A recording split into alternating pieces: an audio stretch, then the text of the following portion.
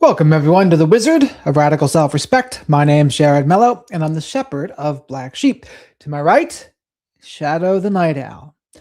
Rumor has it he might run a cult in his spare time, but he's a great fellow, Shadow the Night Owl is. Hello there, Ward. Welcome. And since he's first, I'll read what he has to say. Greetings, Sir Jared, and thanks for hosting us.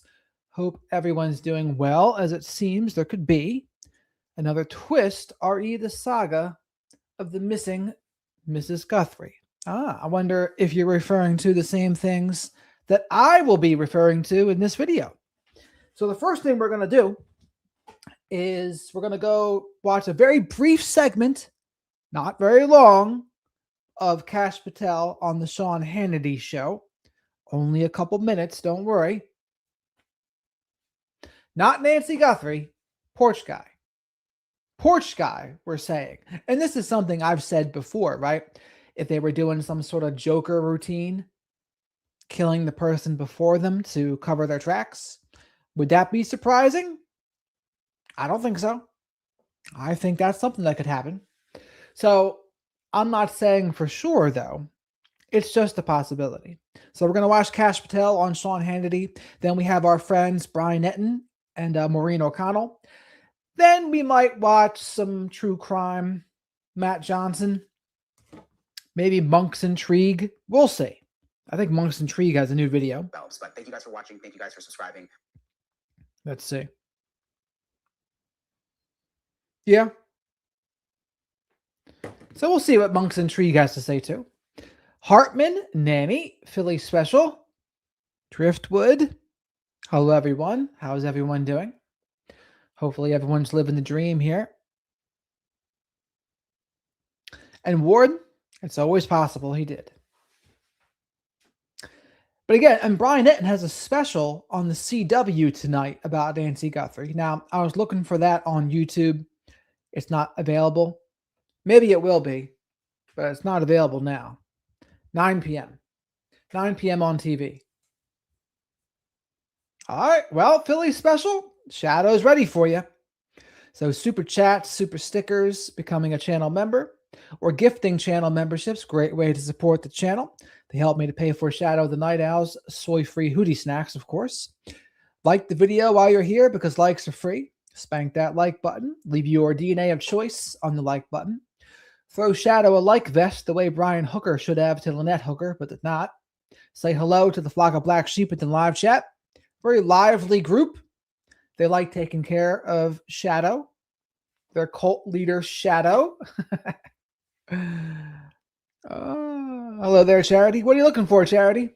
Can't find what? Hello there, Dina. How are you? Nini, welcome. And as always, I go live usually between 10 and 10:30 p.m. Eastern, 5 or 6 nights a week to talk about true crime, current events, and psychology. A little earlier than normal tonight. Hopefully people notice and are happy about it. Hello there, Patty. Yeah, it's not on YouTube. That's why. It's on the station, a TV station, CW. Not many people watch the old TVs anymore, so. But Brian Entin, since he still works for News Nation, they're kind of loyal to the TV crowd. But even they know they have to put their clips on YouTube if they want any action. So we'll be waiting for that. They have Dr. Gary on that special. And Brian goes over a very little bit of it with Maureen. And I'll tell you, Dr. Gary, that's one thing I disagree with him on. He still seems to think these are all just amateurs. And maybe, but I think they're a little smarter than a lot of people give them credit for. That's what Shadow said. Shadow said, you know, Jared, they've gotten away with it now for 90 days. So how dumb are they really?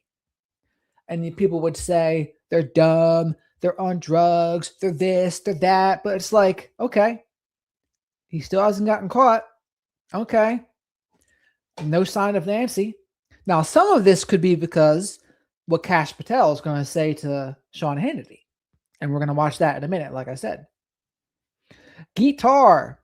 We're waiting for it to come around on the guitar here, like Arlo Guthrie in Alice's restaurant. Hello there, sunny days ahead. French Montana. Welcome, Montana. Make sure you all like the video on your way in. Shadow would appreciate it. I had uploaded a video today with Dr. George Simon, all about borderline. He's old school fellow, that Dr. Simon. Much more solution oriented than many other people.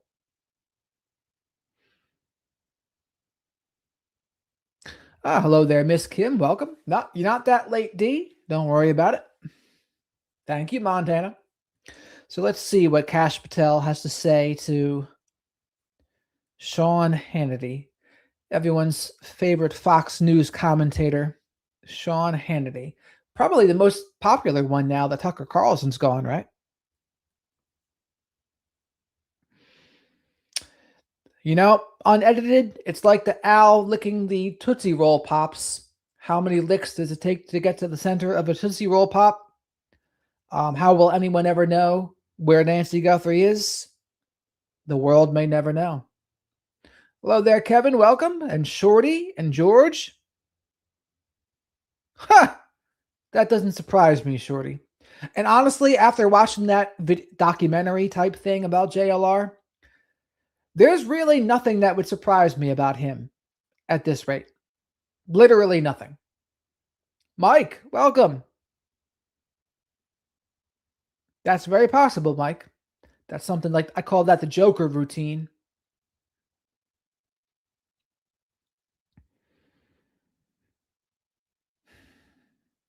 I did not, Nini. Did they do that UFC fight in the White House yet? Kash Patel. I'm not the biggest fan of the old Kash Patel. Mostly about how he handled the Epstein thing. Oh, we don't want to re-traumatize victims. It's like, stop it. The victims wanted that stuff out. Goodness gracious. Yes, Laura. I'm glad Laura noticed. 10 to 10:30 generally, but today it was right on 10 p.m. dot.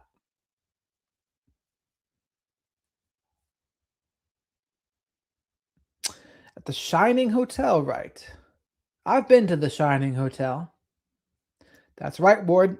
The survivors did want justice, and Kash Patel was not the man to give it to them.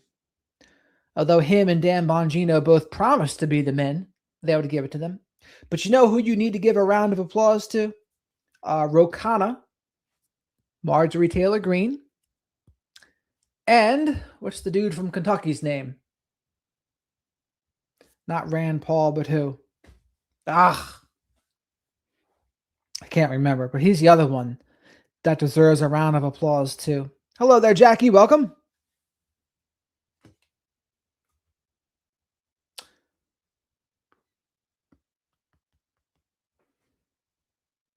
Trump is on the outs with this guy now. No, not Basha. Thomas Massey. Thomas Massey's his name. Guitar spelled it wrong, but it got me on the right track. Thomas Massey, MTG, and Rokana. Those are the three people that stood with him. Rokana too, Philly special. You can't forget him. He was there.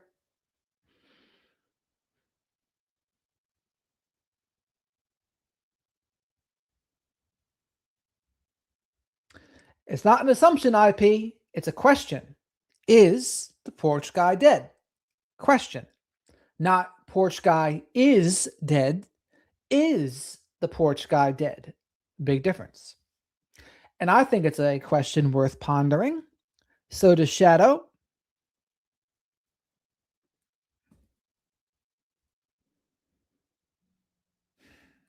Let's see. So let's pop into this here.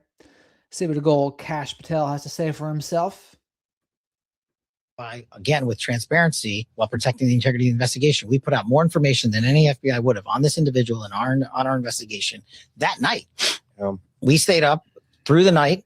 I stayed up with my leadership team and got back early the next morning to make sure that we had adjudicated and safeguarded the integrity of the investigation to make sure there's accountability, but also to learn what we could. We're always looking on what we can be doing better, especially when it comes to safeguarding the president of the United States. I just think we need more perimeters. As a professional face reader, just like I was saying about Olivia Hernandez earlier, Olivia Hernandez, the DoorDasher girl that did the I'm the victim thing, she has those crazy eyes. Well, Nancy Mace has those crazy eyes too, if you've ever seen her. So there's something about her that makes me a little bit leery. Now, it doesn't mean I disagree with everything she says, but there's something about her where, like, Shadow's spidey sense gets a little tingly when he looks at Nancy Mace. Further away from venues.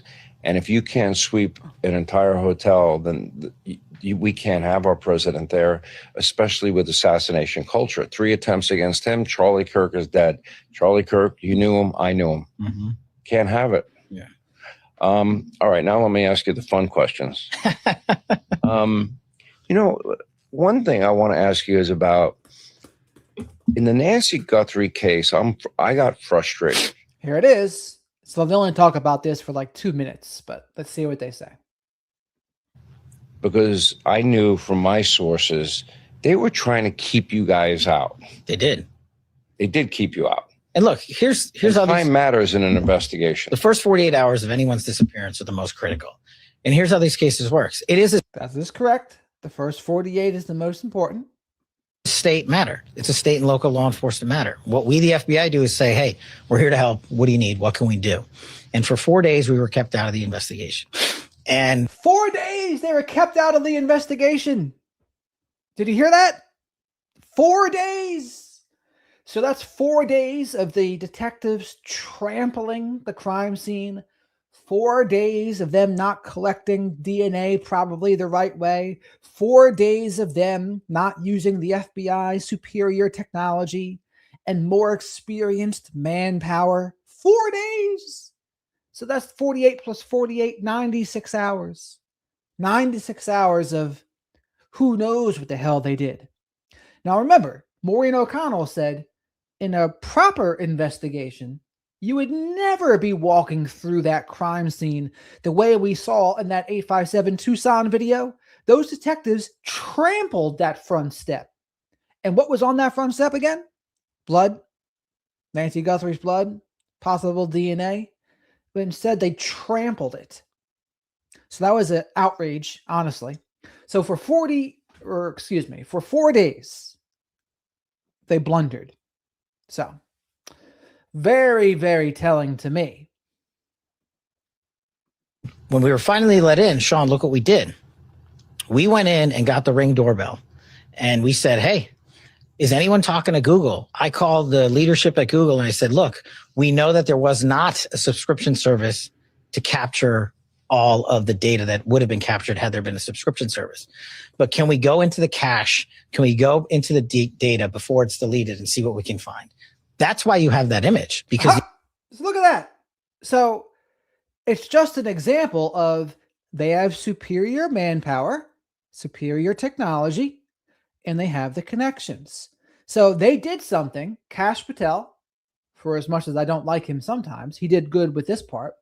Well, he called Google and said, hey, Nancy Guthrie didn't have a subscription to her Nest Cam, but can you pull this image from your cloud or whatever before it gets deleted? And they were like, oh yeah, we can do that. And Sheriff Nanos is over there like Barney Fife, like, oh, I didn't know we can do that. I didn't know that was a thing. So Sheriff Nanos' ego and his need to be in control and his vindictiveness towards the FBI, because he held a grudge about them because of that 2016 RICO case, that really hurt the case. Because he's making mistakes. It was one thing if you're going to do it well and not make mistakes. But he clearly made mistakes. Front porch Matt? Nothing. Not sending the hair over there to the laboratory the FBI wanted them to a couple months ago. Yep, didn't do that either. So he was making unforced errors. Why? Because of his ego. I don't think he wanted the FBI to get the credit in his town. He wanted to be the one to be able to say, yes, I did it. I did it without the FBI's help. And before you say that's ridiculous, professionals can absolutely be ridiculous, and people's egos absolutely get in the way. I mean, if you've ever seen The Wire, do you remember the Polish feud they had in season 2? The guy from the docks versus the Polish police officer. What started the feud? The guy from the docks made a bigger donation and got a bigger statue. So then he became enemies with the Polish cop dude for a stupid reason. And yes, it's a show, but those kinds of stupid reasons, they happen in real life too. The FBI worked with Google to put that image out. Another thing we asked to do. You guys got that tape, which was the biggest breakthrough during that case. We could have gotten it days before. We could have also maybe gotten more data had we been let earlier. Why wouldn't they want your help? Why did they send the DNA to a lab in Florida, not Quantico? That's the other thing that you hit on, right? Again, we were saying we'll process it. I launched hundreds of agents and intel staff to Phoenix and Tucson just for this case, just to be on standby. And they didn't want just you to there. do the canvassing. Sean Hannity, stop interrupting him. And we said, we'll take the DNA. And again, it's a state and local matter. So it's their call on where to send the DNA. We have Quantico, best lab in the world. I had a fixed wing aircraft on the ground ready to move it immediately through the night. Did they just say no? And they said, we're sending it to Florida. And then, I don't know, They have 60 jurisdiction. days. They have jurisdiction, so it's their call. So, Bad call. well, that's for the American public to decide. And what we can do is continue to offer support. We would have analyzed it within days and maybe gotten better information or more information. Our lab's just better than any other private lab out there. And we didn't get a chance to do that. So I understand everybody's frustrations. So, according to CC Moore, the DNA expert, she didn't have a problem with it going to the lab in Florida. But to me, I would say if the Quantico lab is superior, why not just send it to the Quantico lab? As an outsider, that's one thing I would think, right? Why not send it to the lab that's superior? That's Shadow's thought too. But what do you think, Chad? Should they have sent it directly to Quantico 2 months ago? Or do you not have a problem with them sending it to the private lab in Florida? Press 1 if you wanted it to go to Quantico. Press 2, you didn't have a problem with it. You're okay with it going to the private lab in Florida. On that. No, I'm not frustrated with you. I'm frustrated that they, if I was a sheriff and the FBI was willing to help me and time is of the essence, I'd want all the help I can get. Okay, let me ask you about this. And I think this is really important. You're going to hate me, but I'm obsessed with it. So I really look, the JFK files. All right, that's the end of the Nancy Guthrie talk. Looks like almost everyone wants it to go to Quantico, except for a couple people. Guitar is one of them. What do we got here? Got a super chat from Tina Williams. Thank you very much for this, Tina. Shadow and I really appreciate it. All super chats, they go towards soy-free Hootie Snacks because I was a little concerned. I caught Shadow watching Clavicular the other day, and he started talking to me about looks maxing, and he started saying, you know, Jared, I want to maybe get some peptides so I can keep my testosterone up. And I said, no, Shadow, you should not be watching Clavicular. He'll lead you down the wrong path. Next thing you know, he'll be giving you some white powders and things. And I said, no, we can rely on the flock of black sheep to give us some super chats, super stickers, and becoming channel members, which also gives you access to the members only live streams, that we can rely on them to get you your soy-free Hootie Snacks. And he said, all right, Jared, if you say so. Shadow says he trusted me. And I said, yes, you should. You should trust in me. So thank you, Tina. Shadow and I appreciate it. All right. That's the end of Kash Patel and what's his face? Sean Hannity. Now we will go to our friends, Maureen. And speaking of Maureen, where's Danielle? And also, please remember to like the video, spank that like button, leave your DNA of choice on the like button, and subscribe to the channel if you're not already. And check out my interview with Dr. George Simon, the author of In Sheep's Clothing, Character Disturbance, and Essentials for the Journey. We talked all about borderline. We don't normally talk about that. We also mentioned some spiritual stuff too, about the spiritual component of narcissism, borderline, and healing, etc. I always have a great time talking to him. So check that out. Is not the only suspect. Hey guys, thanks so much for checking out my show. I really, really appreciate it. There are some new developments in the Nancy Guthrie case that I want to get to. The FBI director is now speaking out, Kash Patel, saying that the FBI was kept out of the investigation for 4 days. Okay, this is all new. Now, also, some of the world's best criminal profilers discuss whether there is a puppet master behind the scenes, whether the person that we saw on the doorbell camera is not the only suspect and may actually be controlled by someone else. I'm going to get to that later. I think there's more than one suspect. That's just me. Mike, thank you very much for the super chat, Mike. Sounded like Cash and Sean may have had maybe they did. I mean, Cash likes his alcohol, I think. He also is maybe suing someone for defamation for saying he's an alcoholic. So, Cash, Shadow and I did not call you an alcoholic. We're just reporting the news of what other people said and then what you did. So, thank you very much for that, Mike. Shadow and I appreciate it. We're going to discuss all of it with retired FBI agent Maureen O'Connell, my friend. You guys know her well if you watch my show. But first, let me get to the latest on what FBI Director Kash Patel said about the investigation. And again, this is brand new. FBI Director Patel was on Sean Hannity's podcast. He was asked about the Nancy Guthrie investigation. Didn't seem like it was supposed to be the full focus of the podcast, but then he started talking and started saying things that I had never heard before. He said that the FBI was kept out of the Nancy Guthrie investigation for 4 days, okay? And that when they were allowed to finally be part of the investigation, they were then able to get that Ring doorbell footage from Google, but he says that it took 4 days for them to be let in on the investigation there in Pima County. Kash Patel said he launched hundreds of agents to Arizona to work on the investigation, but that again, the sheriff kept the FBI out for 4 days. Just looking back, we knew that there were issues early on between sheriff's office and the FBI. I had never heard, though, that it was 4 full days that the FBI was kept out. And remember, like the first 48 hours are so important in an investigation. They're so key, especially when someone is missing. And Kash Patel said that too in the podcast. Patel says that he offered to work the DNA on the case. And this was also new. He even had a plane on the ground ready to move the DNA in the night. This is exactly what Patel said. He said, I had an aircraft, I had a fixed wing aircraft ready to move it through the night, and that he wanted to take the DNA to Quantico, which he says is the best DNA lab in the world, the FBI DNA lab. But instead, as we know, and I've reported many times, the Pima County Sheriff's Office decided to send the DNA to the lab that they use in Florida. Something new. I did not know that Patel had a plane, a fixed wing plane waiting, ready to go to take the DNA. Yeah, I mean, why not? I mean, have a plane ready, fine.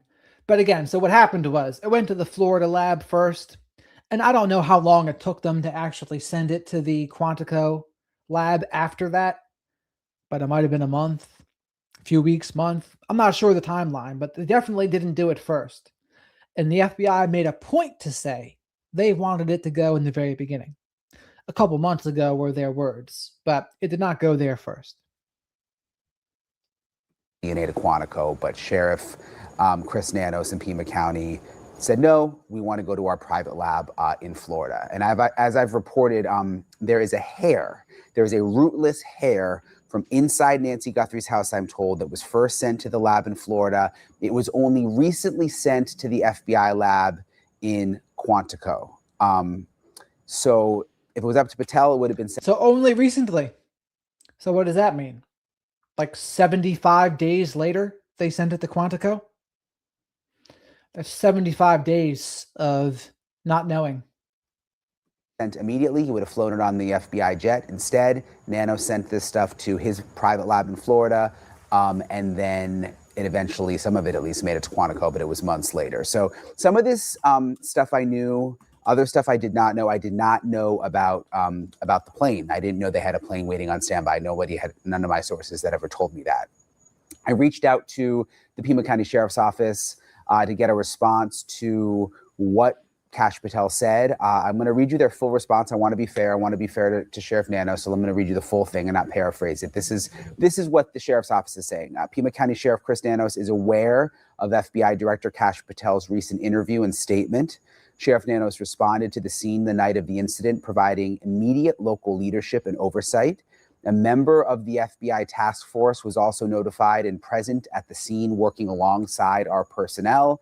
The FBI was promptly notified by both our department and the Guthrie family.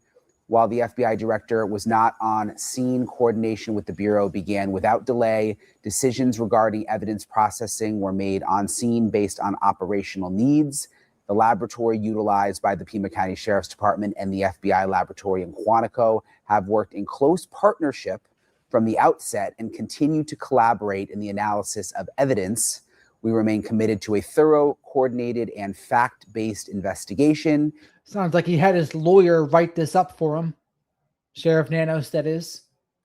And will continue working closely with our federal partners as the process moves forward. So the sheriff is saying basically nothing to see here. We're fine. We're getting along with the FBI, but then you've got this new. And it's on brand for Sheriff Nanos to deny and contradict. That's what Sheriff Nanos does. Whether it's Brian Entin or Ashley Banfield or fill in the blank with whomever, that's what Sheriff Nanos does. Contradicts them and then denies. Interview with the FBI director. And same for Sergeant Cross and former Undersheriff Rick Castiger as well, where he is clearly upset, saying that the FBI, initially at least, was kept out of the investigation. So a lot of moving parts here. This is the first time I've really heard Kash Patel talk about it this way. I will stay on top of it. I got actually some more digging that I'm going to do on this. A few people who I want to talk to later today, also tomorrow. So I'll stay tuned. I'm going to try to have more kind of on what's going on behind the scenes. Also in this episode, I have a Nancy Guthrie special that I want to tell you guys about. It's coming out on the CW network tonight.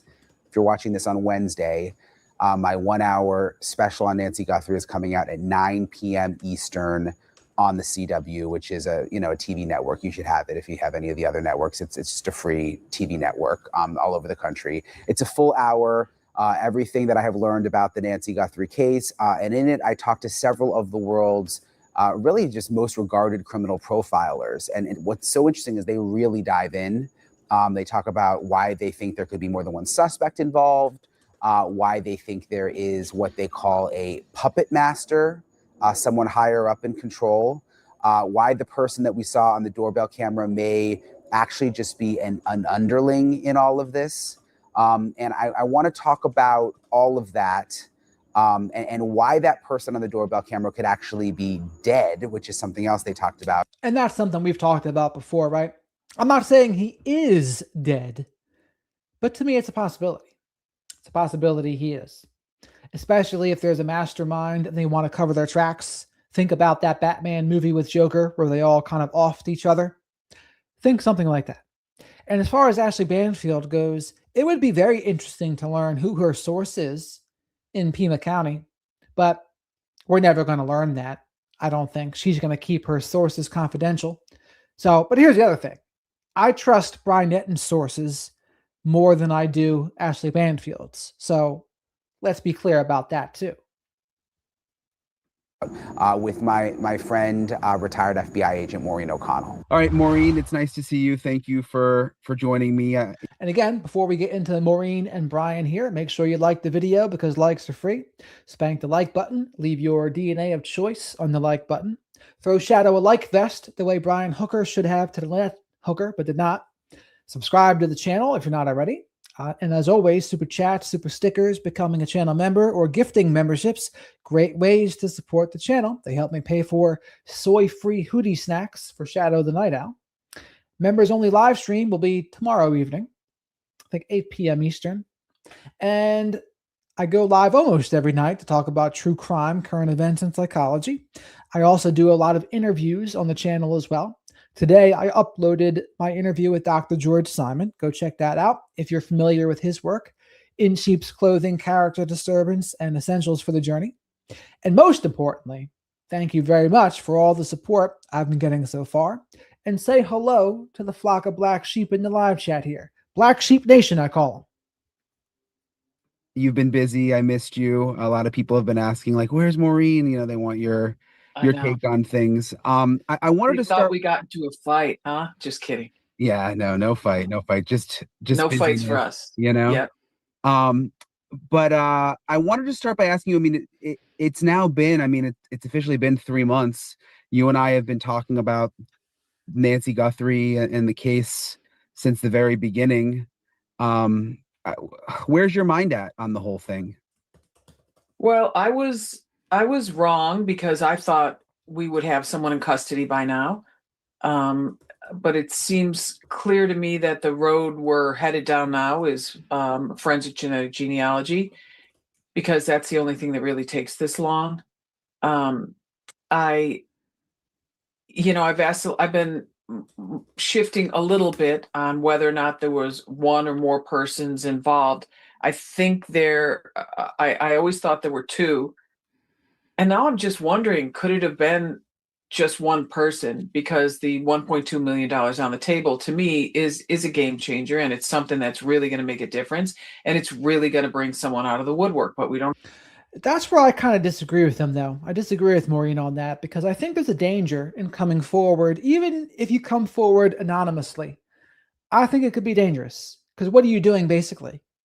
Let's not sugarcoat it. Willy Wonka, or Shadow says he's not Willy Wonka. He doesn't sugarcoat shit.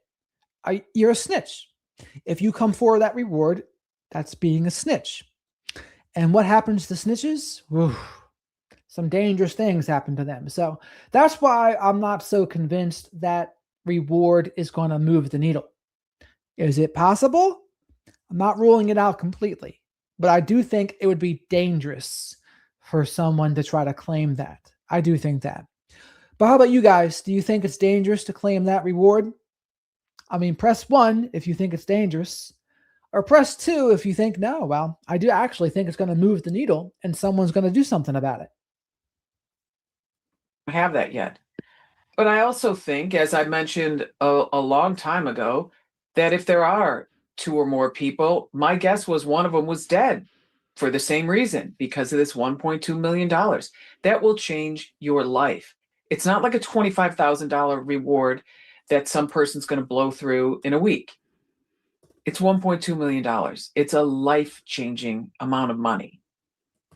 And for this CW special I've been working on, and you've known some of these people and talked to some of these people, but I interviewed Dr. Ann Burgess, who is, was an FBI profiler. And honestly, in Maureen's defense, I kind of think she's playing chess here. I think if she thinks someone's watching this that might have the information, she's trying to convince them, hey, come forward. It's life-changing money after all. So she's trying to basically sell them on coming forward. That's the impression that I get. Was the show Mindhunter. One of the characters was based on her. Dr. Bricado, Gary Bricado, who you actually, I think, connected me with him to begin with, and Dr. Casey Jordan. So I want to play for you. I'm curious what you think about some of their theories. I want to play for you a couple of clips from the special. We'll start with this one. Dr. Burgess, do you think this is the only person? No. Or do you think there's more people involved? No, but I just had a thought that person may have been eliminated also. So the person we see at the front door could be dead. That's correct. Killed by someone else. The partner. Killed by the boss. Right, by the boss. Yeah. Right. It was well planned. They've gotten away with it. And they pulled a type of case that we've never seen before, as far as we know. I just think that somewhere hidden in here, this person, whoever this guy is at the door, if he is caught, if he's alive and is caught, he will lead down the spider web to the center where you will find somebody who is a wolf in. Well, I would say so. I mean, if you catch the guy on the front porch, you're more than halfway there. I mean, let's be real. And I do think it's a possibility he's dead. I mean, if there's more than one person involved, the less people alive, the less likely you get caught, right? That's just, that's math. So, wouldn't surprise me. I don't know how big the operation, though, is either. I kind of think 2 to 3, but I don't know. I do not know. Sheep's clothing. So it's interesting. I had never really thought about this until they started talking about it. The possibility that the guy at the door, who we've been looking at for so long now, could be dead. Yeah, Brian, I thought I said that from the very beginning to you. I know I said it, but I thought I said it here to you, that if it's, because initially when people were saying it was like at least 2, 5, you cannot keep that many people quiet, especially with this amount of money on the table. But let's say it's 2 people, I would say one of them's got to be dead, because let's say there's a mastermind behind this. Can that person really pay him more than $1.2 million, or is he likely to? No, that's not going to happen.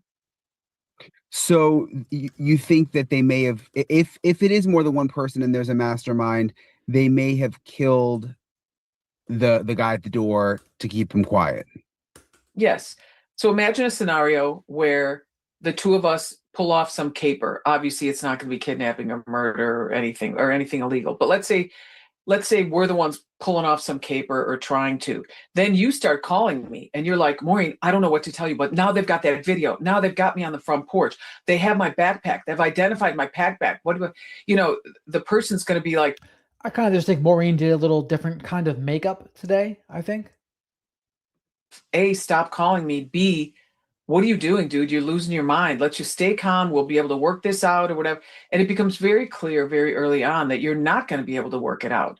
And so that's what leads people to believe, especially people in the law enforcement community, to believe that that other person just may get eliminated. And that would explain, I guess, why it's gone silent, if that's Yeah. the case. Interesting. Yeah. You made There are so many. Go ahead. No, go ahead, Maureen. But there are so many cases where everyone thinks someone got away with it, and now here we are a year later, and someone is finally in handcuffs. There's all kinds of leakage that can go on with whoever this offender is, and their behavior and the words that come out of their mouth, and if they drink a lot, or if they, because if you drink a lot, you're going to run your mouth and say something that you shouldn't, no matter who you are. And so there are so many cases where, law enforcement is a patient group. We're very impatient when it comes to a million things, but when it comes to having the stick-to-itiveness to really hunt someone down no matter what, there's patience in that, and law enforcement has patience. And these men and women on the front line that are doing all this work with the Pima County Sheriff's Department and the FBI, they are not going to give up. And sometimes all it takes is a phone call, and this person saying something or leaking some information. When we look back at what all the other profilers have said, like when you've talked to Jim Clemente or you've talked to Jim Fitzgerald, they say the same thing, that this person is giving out information, and it's a matter of who's receiving that information and are they reporting it. It's interesting when you talk about patience, because I feel like the way you're describing patience with law enforcement is like the opposite of reporters. Like, I have almost no patience when it comes to stuff like this. Like, I always want things to be solved really quickly, and then I'm wondering, is it a cold case? And I kind of feel like the public is like that a lot too. So you're saying behind the scenes, when you would work big cases, you, like, at this stage, you wouldn't be starting to get frustrated, or would you? Yeah, we're frustrated, but we're a rare breed in that we have to be able to move dynamically. We have to be able to just jump into a fluid situation. We're used to going towards things that everyone else is running away from.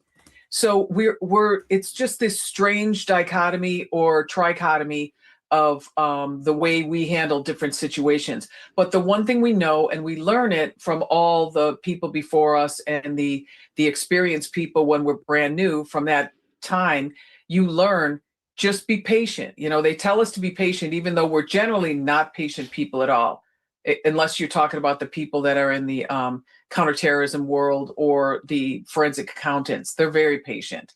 So you think of it like if you're in a marked unit and you're following someone or if you're in a marked unit and you need to pull someone over, all you have to do is follow them.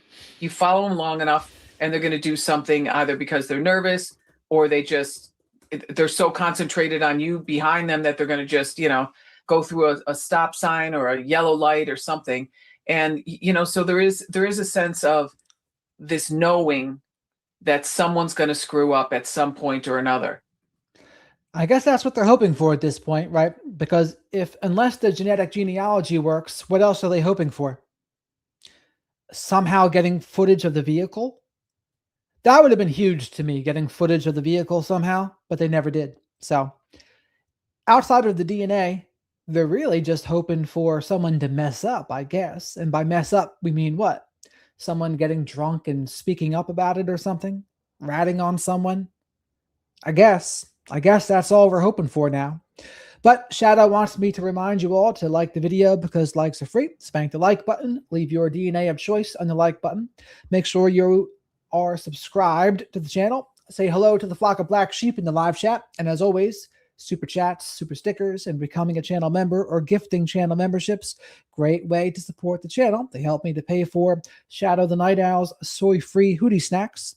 And when you become a member, you get access to the members-only live streams. And thank you very much for all the support I've gotten so far. Someone could tell their wife, and the greatest source of information is when people break up. When couples... That's a good one, Maureen. When people break up. Nanny, go! Shadow and I thank you very much for gifting the Wizard of Radical Self-Respect membership. So now whoever gets it, and the YouTube Lords of Random decide who gets it, will now have access to the members-only live stream. And in there, that's a Q&A, and we can talk about whatever you guys want to talk about.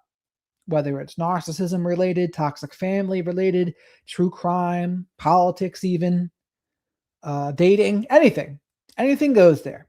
So thank you, Nanny, Shadow, and I appreciate it. Break up, go right to the ex-wife or the ex-girlfriend or the ex-husband. They'll tell you everything you want to know. Yeah, and it just seems human nature too. Initially, when you have a secret, you're very careful about it. I'm not telling anyone. But then as time goes by, it seems like some people will start, oh, well, I can maybe just tell this one person. Oh, it's not in the news as much anymore. Maybe it won't be that, you know what I mean?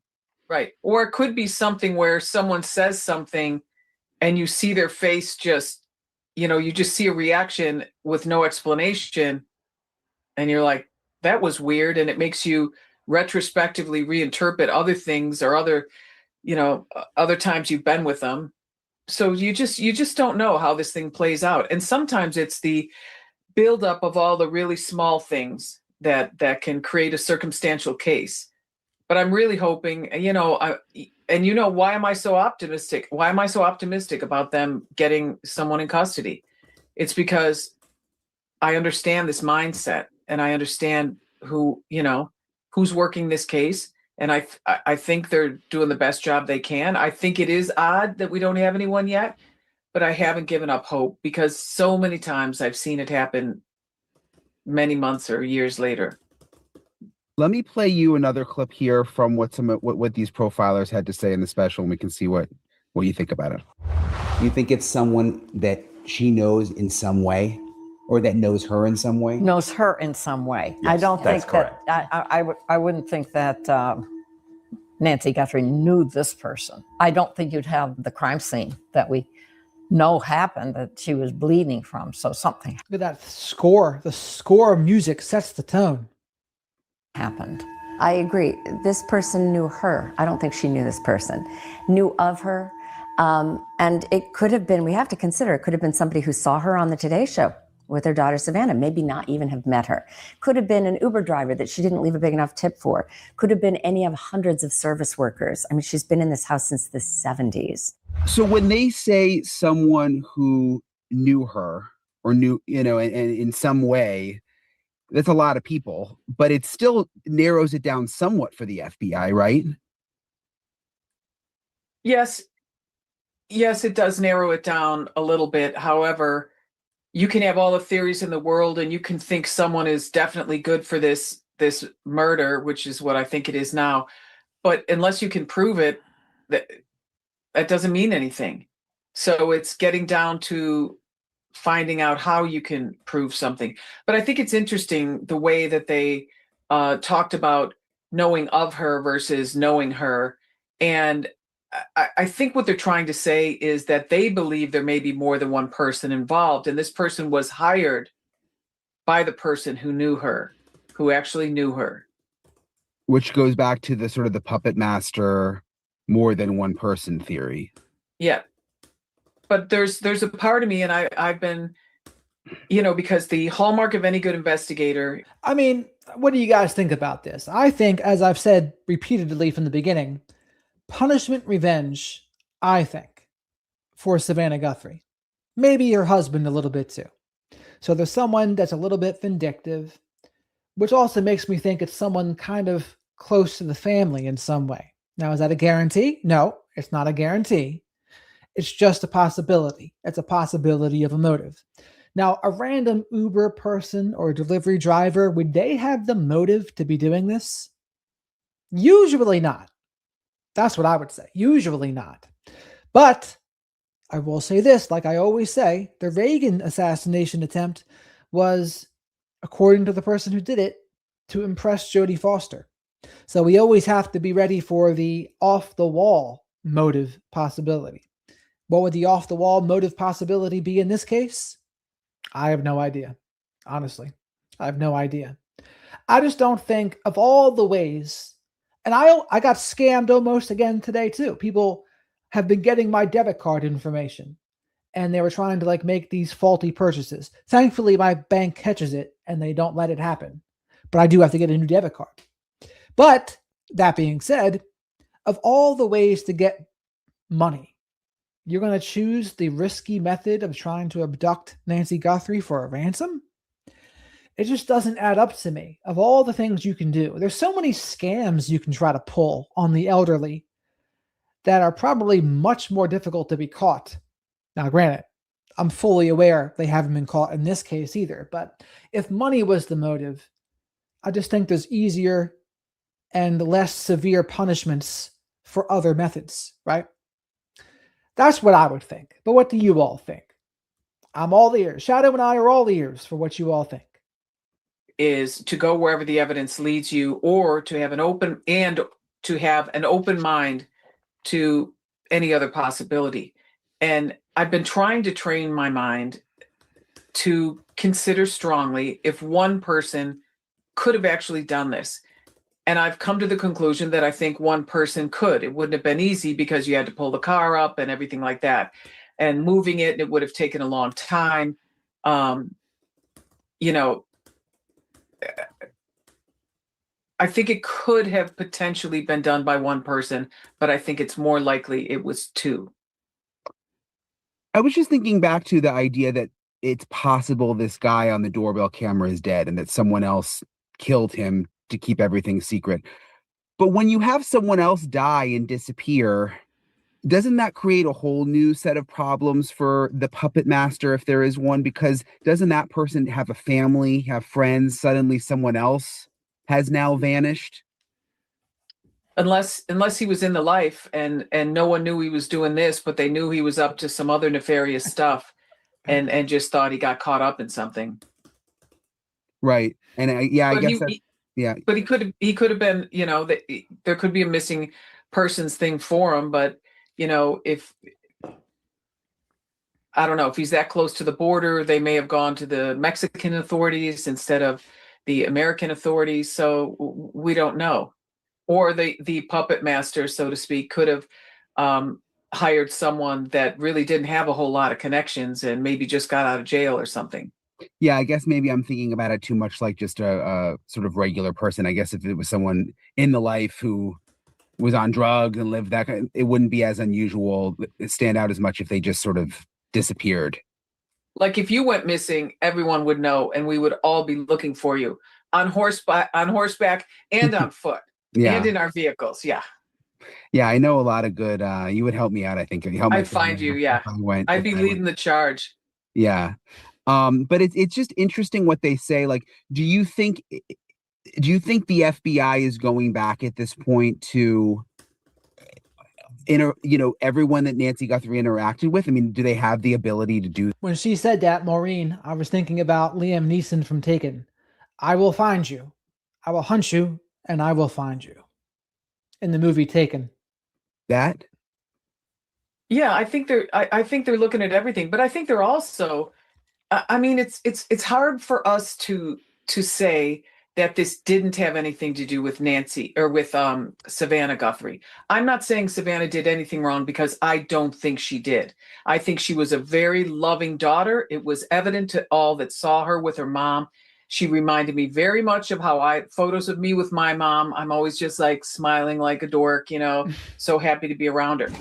But what I mean is, Jim Fitzgerald said that he would recommend that the FBI go back through, or that Pima County Sheriff, whoever, go back through all of Savannah's emails going back 10 years, or any notes that went to her or her security team, etc., because he feels strongly that the connection might be found in some of those correspondence.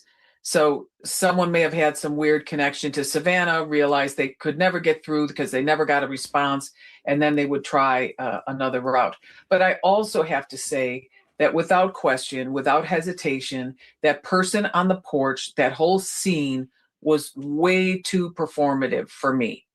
It was extra, extra, extra, way over the top, and there's got to be a reason for that. And I don't know. Do you guys think the scene on the porch was way over the top? I don't know if I think it was. I think, maybe they were trying to look awkward, or as that one video said, calculated incompetence. But did you all think it was overly performative with the picking up of the foliage and whatnot? I don't know if I would describe it as overly performative. Maybe a little awkward, maybe. But overly performative? I mean, what do you guys think? Do you think it was overly performative? Press 1 if you think so. Press 2 if you think maybe it was just them being awkward, or even on purpose looking a little more awkward, or weaponized, or calculated incompetence. I'm not sure what the reason is. Performative just because of the grabbing of the shrubbery, and just, you think if you were really trying and the gun, and in the front, and in the mask, and the double gloves, and it looked like he may have had like pants on under the jeans, and it just looked like, why take all these extra steps? There was just a lot there that seemed to be like a piling on, or unnecessary in some way, shape, or form. trying to distract from something else, you think? Yeah, but I'm not sure what. You brought up Savannah. So what would it be to distract from? Someone coming in the back? Another person? What would be a distraction? It has to be a distraction from someone else, or something else going on, right? What other possible reasons could there be for a distraction? I can't think of any. Anna Guthrie, and I just thought about this because there's been a lot of comments lately.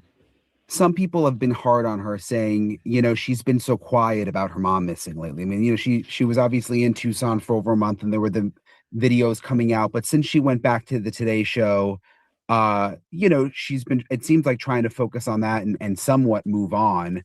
And I have wondered, I mean, do you think she should be putting out like a weekly post?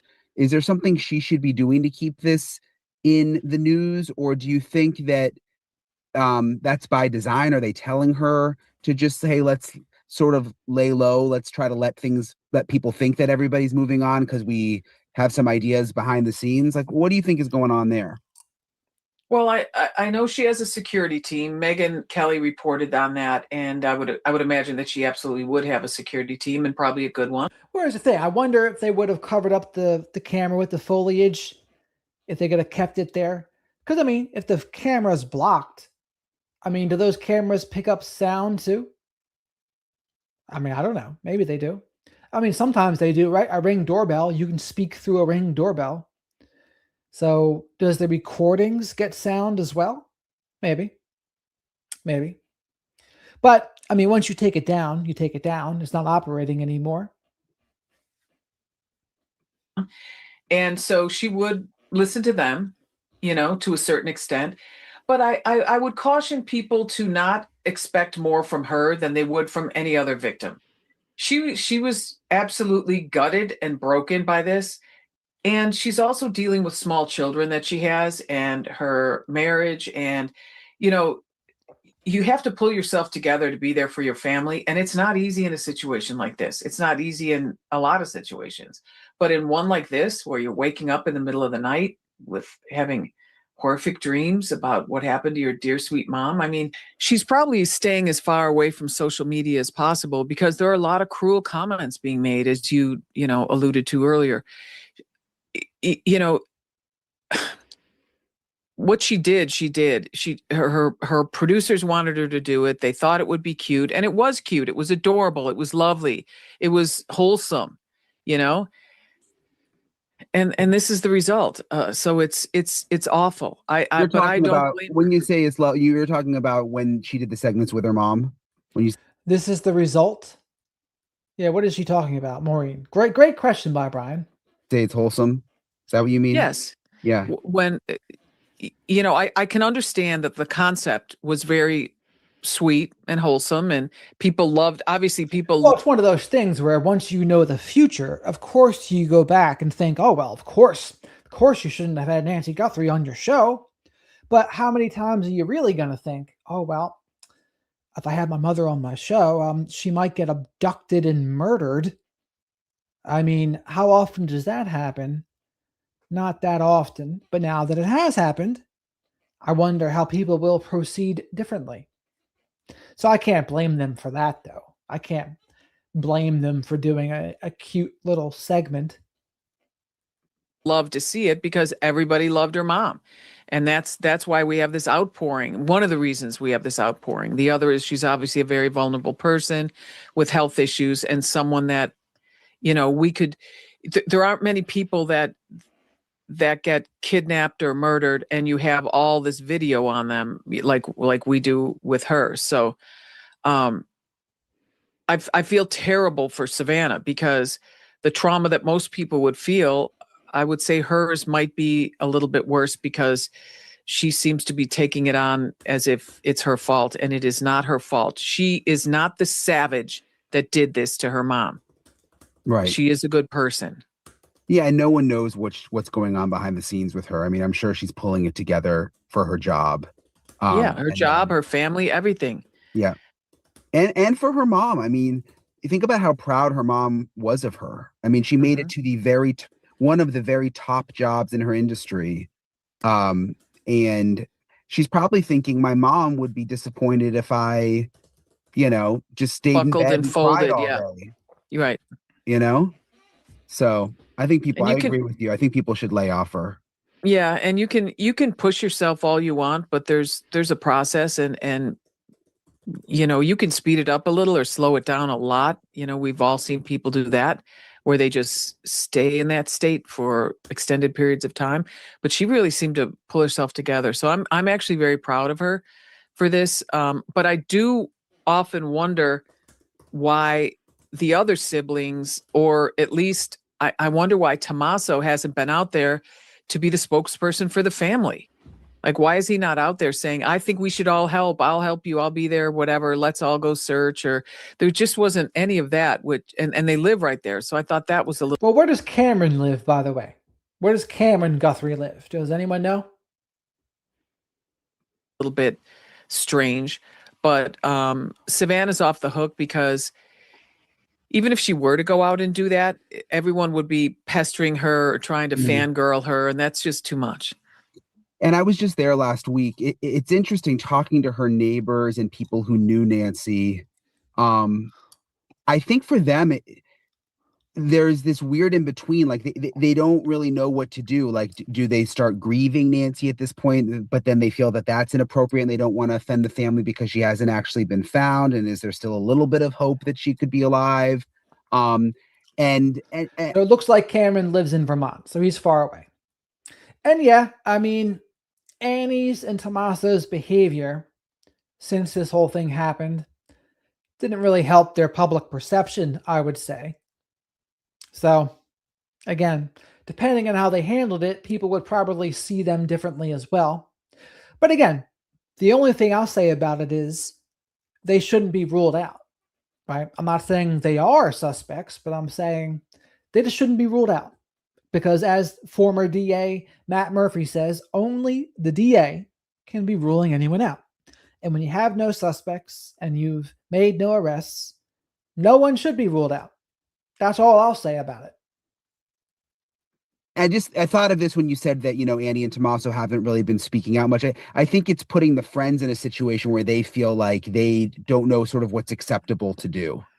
Right. And so many of our cultural norms involve ways to move through this whole process, like the stages of grief or whatever. Yeah. But being in limbo like this, oftentimes even a prayer vigil is really helpful to the community. It's people coming together. We were there together. We're going through this together. We all have these same questions. So a prayer vigil is appropriate. You can invite the family. They can choose not to attend, but it might be something that might give some of them, some sort of relief from this, because it really is. It's a lot to go through. And I watched one of your videos with one of the neighbors where you're talking about how peaceful and quiet it is. That would make it even more difficult to just act like everything's normal when imagine, how can you help but imagine what just happened right down the block? Right. And with zero answers or any kind of, right. Resolution. Yeah. And with grief, even with Annie and Tommaso, Savannah's been in the limelight. She obviously knows how to deal with the media. I always think of this when I cover stories and people are critical of just everyday people and the way that they're handling things when they come into the spotlight. Like there's no guidebook for how to do this or how many times you're supposed to speak out or if something's going to look suspicious. You know what I mean? Right. Well, I would agree with that. And I would say that in addition to Savannah being completely broken, Annie appears to be utterly and completely broken also. When we watched her come down the driveway, she was a puddle. I mean, she had to be held up practically, which is totally understandable. That's why I said that. By the way, please remember to like the video because likes are free. Spank the like button. Leave your DNA of choice on the like button. Subscribe to the channel. Say hello to the flock of black sheep in the live chat. Black Sheep Nation, we call them. And as always, super chats, super stickers, and becoming a channel member or gifting channel memberships, great way to support the channel. They help me pay for Shadow the Night Owl here's soy-free Hootie snacks. And thank you very much for all the support I've been getting so far. But I thought Tommaso could be more of the voice because often, he's a family member, but it's not his mom. It might be easier for him. And he's a performer and, he's in a band. He's used to being in front of people. And so I just thought, you asked earlier if I thought Savannah should put out a weekly statement or something. No, but I mean, I think if they did a prayer vigil or something, I just think that might be appropriate and might help all involved. Yeah. Well, with Tommaso too, I mean, there's been. And that's the thing, right? There's not necessarily a right or wrong way to do it. But if you're public conscious or you're image conscious, I mean, as anyone who's got an online presence or is a celebrity, you are image conscious. So that includes Brian, that includes Maureen, it even includes me to a much lesser extent, but it's still true. So that's how I would see it. Okay, but what is this going to look like to the public? It doesn't seem like Annie and Tommaso were too concerned about that. Savannah seemed to be more concerned about that before, but now I guess it's just, back to normal, I guess, or whatever the new normal is, right? So many people online who have been critical, saying that, they think he's involved, despite there being no evidence of that. And the sheriff saying that, that everyone in the family has been cleared. So maybe he's also just feeling like, to put yourself out there, then to start talking to the media and being in public, maybe it's kind of put him in an uncomfortable situation. I guess, yeah. Although he may be able to counteract some of those people if he did just come out. I don't know. And take the pressure off his wife, Yeah. It's hard to put yourself in that situation, like you said. I mean, you just can't. It's tough. Let me play for you one more clip from the special and see what your thoughts are. That amateur hour kind of quality is interesting also, and suggests to me a difference in intelligences. Some schemer behind the scenes, and this character who is just sort of hired. So Dr. Gary here, I don't think I agree with him on this. He's basically saying he's dumb. Front Porch guy is dumb, and the difference in intelligence between him and the mastermind is very wide. And I would say, what makes you think this guy was so dumb that he was able to do all this, maybe alone, but I think with at least 2 people, and not get caught, and left no signs as of 90 days. So, with no signs of anything fruitful coming from the case either. So how dumb were they? And again, like I always say, if he was dumb, then what does that say about everyone else that's looking for him? What does that say about the FBI and local law enforcement? Doesn't say anything good about them. Or asked to do this. I think we would all agree this is not a professional that we saw here. I also don't believe this person worked alone. So you think there's more people involved? I think there is a little group of people, and that's great, because the more people involved, the better for getting it solved. You know, when he said that, Maureen, I thought of you immediately when I was doing the interview, because you were the first person to tell me that I remember you said you thought the guy was on drugs, and just the way he was kind of describing him like this, amateur. Yeah. That's similar to what you've been thinking since the beginning. Well, he looked high, at least, because a lot of people if they get hired to do crime. All right, so Shadow and I are pretty experienced with drugs. And I'm trying to think from the way he was looking in that cam, like what drug did it look like he took to me? And like there's really no drug that really makes sense. Maybe a low dose benzo, maybe, but it just seems like he was more awkward. Like if he was on a stimulant, he'd probably be racing around a little bit more. Weed to me would be a terrible drug to take to commit such a serious crime. Be very paranoid. The same thing with a stimulant though too. A stimulant would freaking make you paranoid as well. So an opiate, I don't know about that. Maybe, but I just didn't think it was a drug, really. It just seemed a little bit more awkward and weird than drug use. But that's me. But do you guys think he was on a drug? Press 1 if you think so. Press 2 if you don't think so. And again, the question is, do you think he was under the influence of something? Drug, booze, or no, he wasn't. And they don't really feel like doing them, but they're doing them for the money or whatever. And he may have been going there just to be the hired gun to stand there. You don't even have to say anything. Just get in, cover the cameras, do whatever, and help me carry her out. That's it, or whatever. So he did look high to me, and that's not out of the ordinary for someone to get hired to do a job that they don't really want to do, but they really need the money. Just either take a few shots or smoke some weed to calm down before you go and do it, and they think it helps steady them. He just appeared to be high to me. That's all I can say. Not sure why. That was my gut feeling from the very beginning. But that being said, and here's the thing about this though, FBI folks, CIA folks, they have very strict rules when it comes to drug use for the people that work there, right?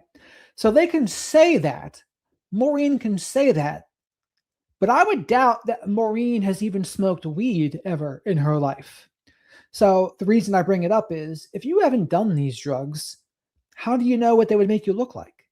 Like you can maybe observe in some cases, but I mean, the FBI, what are they doing where they're observing it?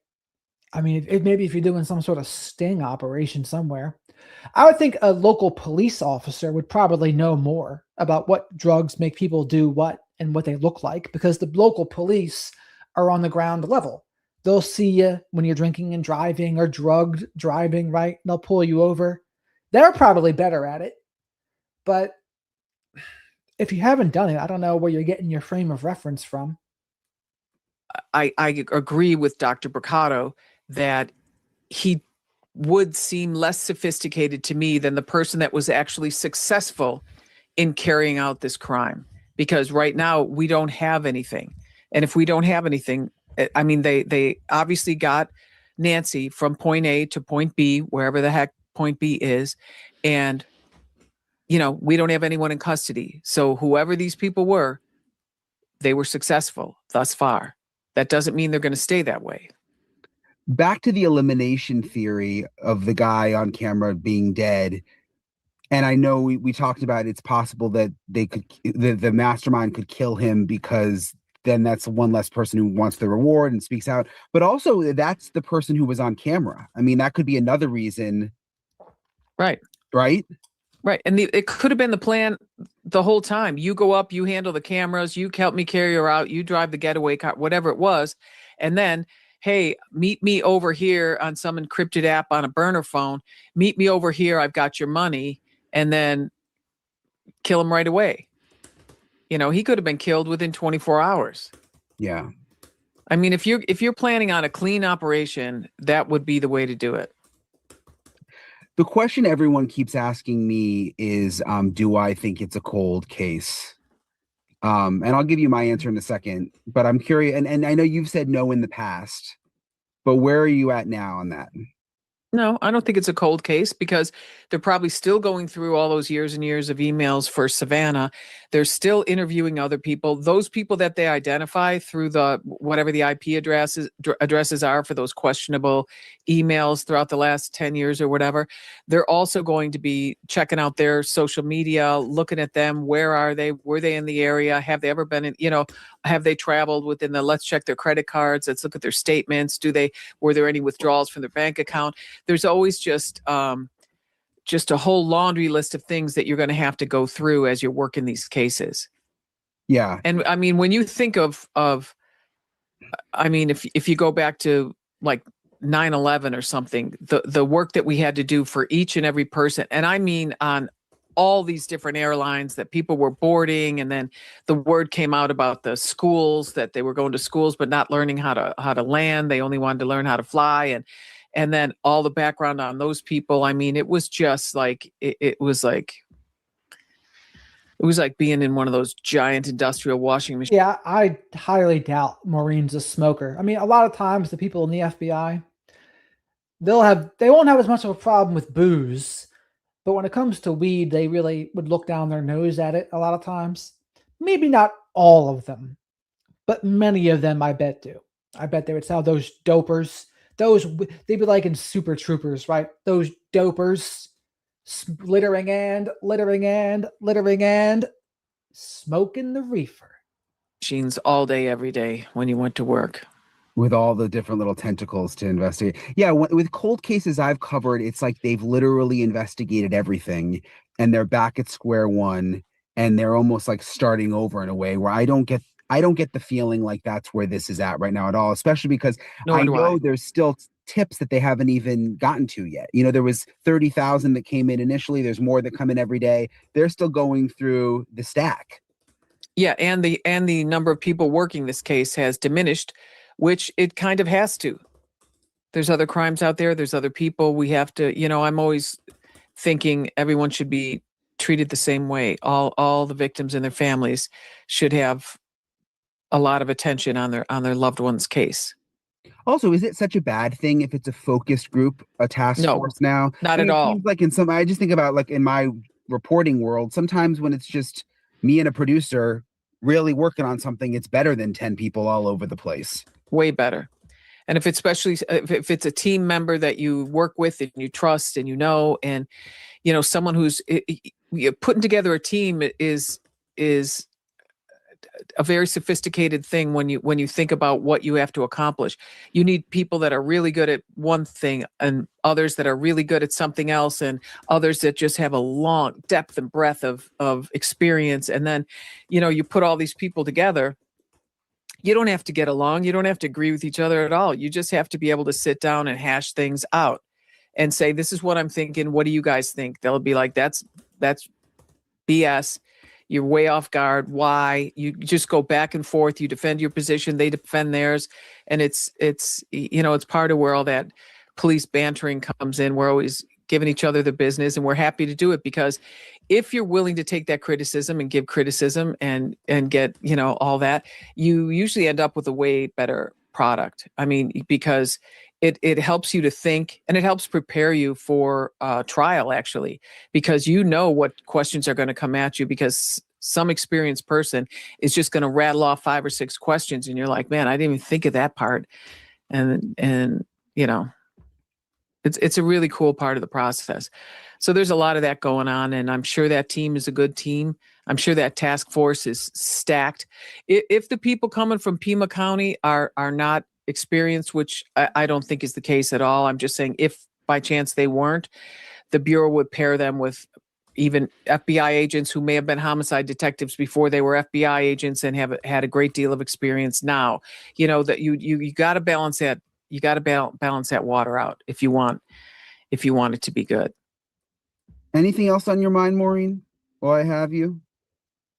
No, I'm just waiting for your phone call, you know. Yeah. I'm waiting on you, Brian, for you to call me and say, we're hearing they've got someone in custody. Maureen's been waiting for a call from you. Hey. Yeah, well, you'll be one of my first calls. That's what I always think back to with these other stories I've covered, and Brian Koberger just comes to mind right now, but that's what happens. I mean, usually you just get a tip or a call that, hey, they're about to make an arrest, or they just made an arrest, and usually it comes out of nowhere. With Brian Koberger, I was in the shower, and you know, so we're not going to know when it's coming, I don't think. Yeah, to your point, Brian, I go back to that Corey Richens case. The whole family was just gutted because they thought she got away with it, and they knew she did it.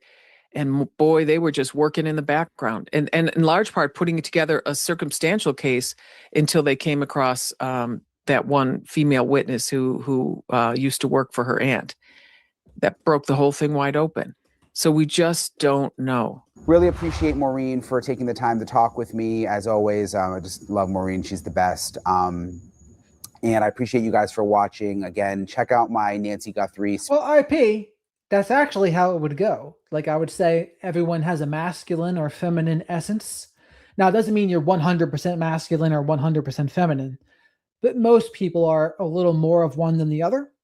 And so if you're a masculine woman, you're probably going to be more attracted to a feminine man, and vice versa, masculine man, feminine woman. So that's just the law of polarity, is what I would say. So that would mean Maureen and Brian might actually work out. But they're both happily married, so let's not start any rumors around here.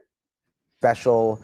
It's coming up tonight on the CW. Again, this is Wednesday, 9 p.m. Eastern. If you catch this episode later, I'm sure it'll be posted online, and I can put a link to that. But hopefully you guys will be able to catch it tonight, 9 p.m. Eastern on the CW. I'll stay on top of everything. I'll keep you guys posted with any Nancy Guthrie developments. Got a couple of other stories that I'm working on, looking into something in New Orleans. And I'll keep you guys posted with sort of what develops. But thank you guys for watching. Thank you guys for subscribing, and I'll talk to you guys later. All right. So that was our friend Brian Entin.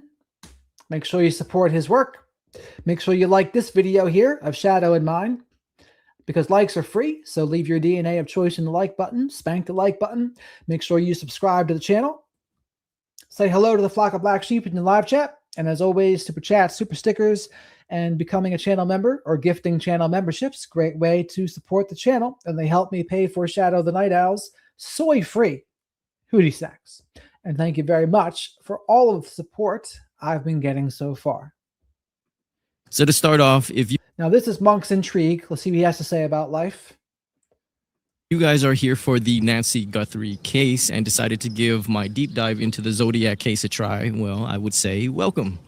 But this is part 3, and I would recommend that you start from part 1, which I'll put a link somewhere, okay, for the playlist right now.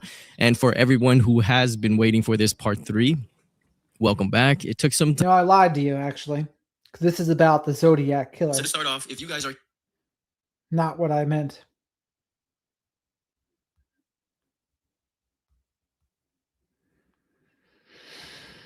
The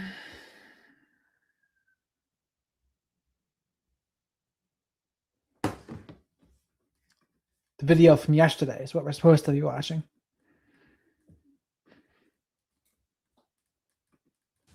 You know, I don't know if you guys ever experienced it before, but sometimes something comes into view that is just perplexing. Like you don't know what to make of it. And then the person that has the answers is just not telling you. Anyways, guys, the puzzle that is the Nancy Guthrie case seems to be the complete opposite of a jigsaw puzzle, because the more pieces you add to a jigsaw puzzle, the clearer the picture becomes. But the Nancy Guthrie case appears to be the complete opposite. The more pieces you add on, the more baffling the picture. So today, I feel that we can add another piece to this puzzle, and it just adds a whole new dilemma to the whole thing. When presented with something new, we have to let go of any preconceived ideas and let the clues tell us again what happened. There is a lot to digest today, and I believe we're getting close to figuring out what this transfer pattern is, which could really confirm a harrowing tale for Nancy. So let's go ahead and start with a fun fact, okay? About the blood. What the heck is that around his neck? Why does he have like a wheelbarrow wheel around his neck? Is that like his Flavor Flav clock? Flavor Flav! With the specific Pima County nighttime conditions on the same night that Nancy goes missing, that blood will take about 45 to 90 minutes to fully dry. And that's depending on the volume of blood as well. And from what we can see in Nancy's case, there is no pooling. There is just blood drops, blood transfer, and hazing, possibly from a cough or a sneeze, which should tell us that her blood was close to, if not. When someone takes wearing a rubber a little too literally, wear a rubber, dude. Just fully dry out. Monk's like, I got you. After 45 minutes. So the blood, it will no longer behave like liquid.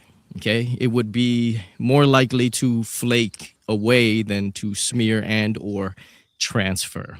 The term they use is wipe resistant. This is what I'd like you to keep in mind from here on out, because it may prove important to solving the wonky timeline if we are right about what this blood was transferred from. As many of you know, I used to think that this pattern could possibly be made by the creases of the culprit's glove. But the more I stared at this blood transfer, the more it actually made less sense in comparison to what Chris McDonough was suggesting. Okay, so he was saying, okay, what if the blood was created by a walking cane? You know, the walking cane that Nancy has been known to use, which I thought was a wonderful idea.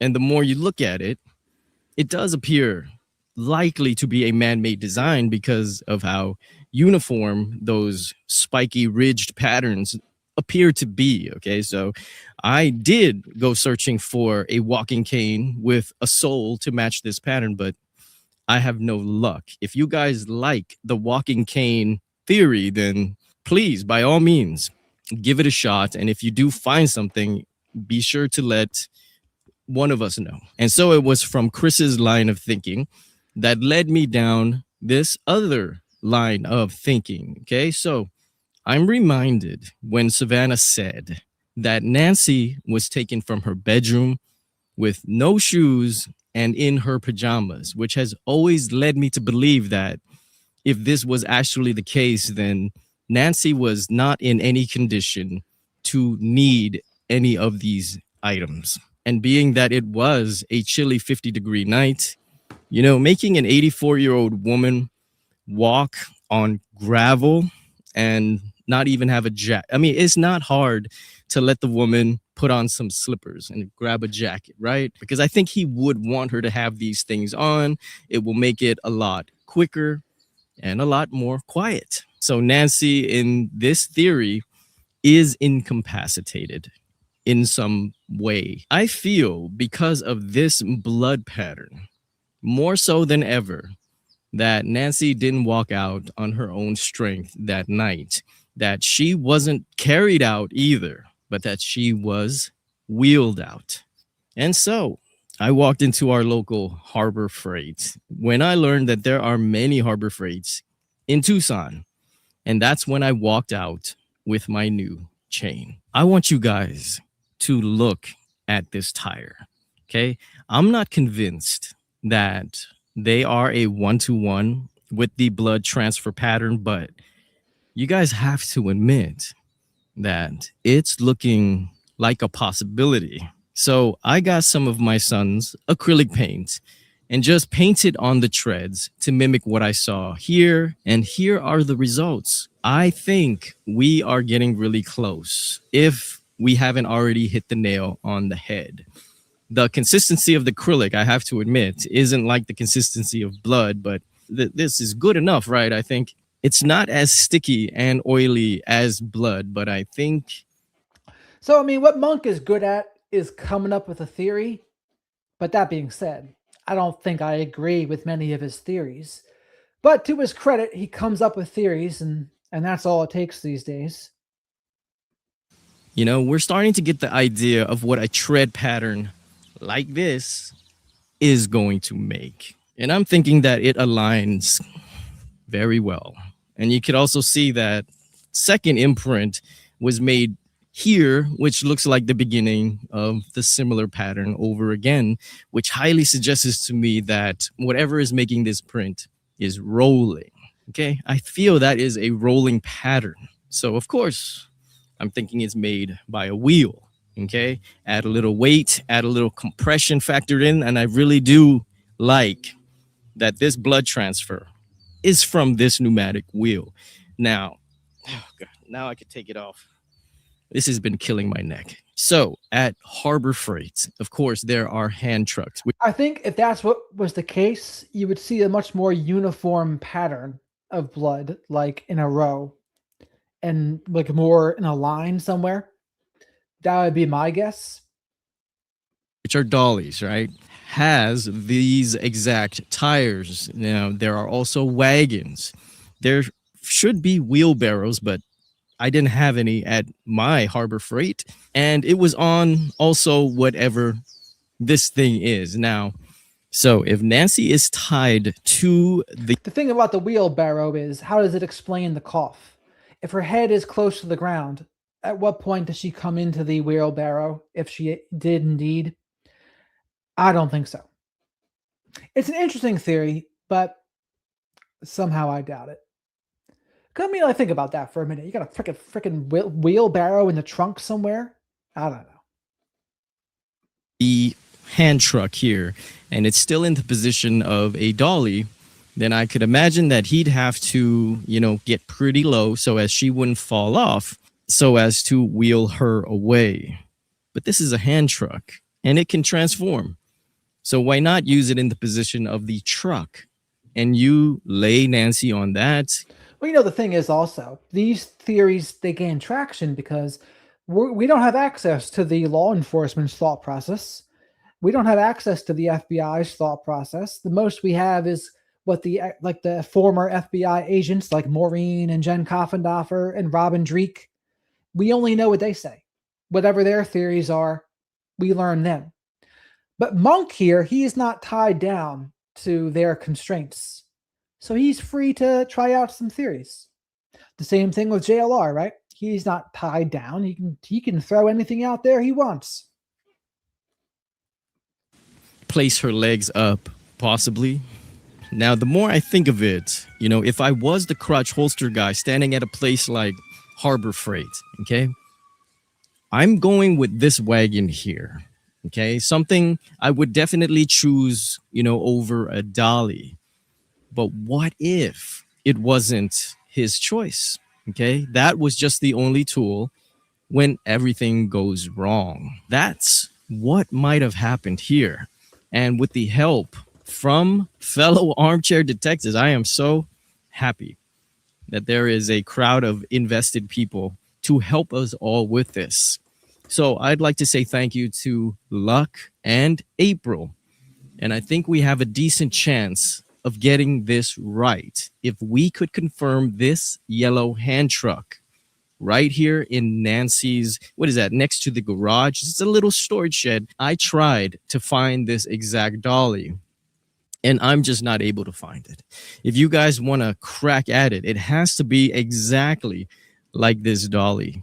Now, Luck did send me a picture of this dolly, but if you look at it closely, there are some mechanisms missing there and some color differences or whatnot. But she tried, and it's better than anything I found. However, even if we never find the right dolly, there is something else I found, which if me and my wife didn't actually walk into Harbor Freight, we would have not realized that these pneumatic wheels are actually pretty common, right? They're sold at different stores like Home Depot or Lowe's, and they're even under different brands. I saw this one is called Hallmaster, okay, the one I bought.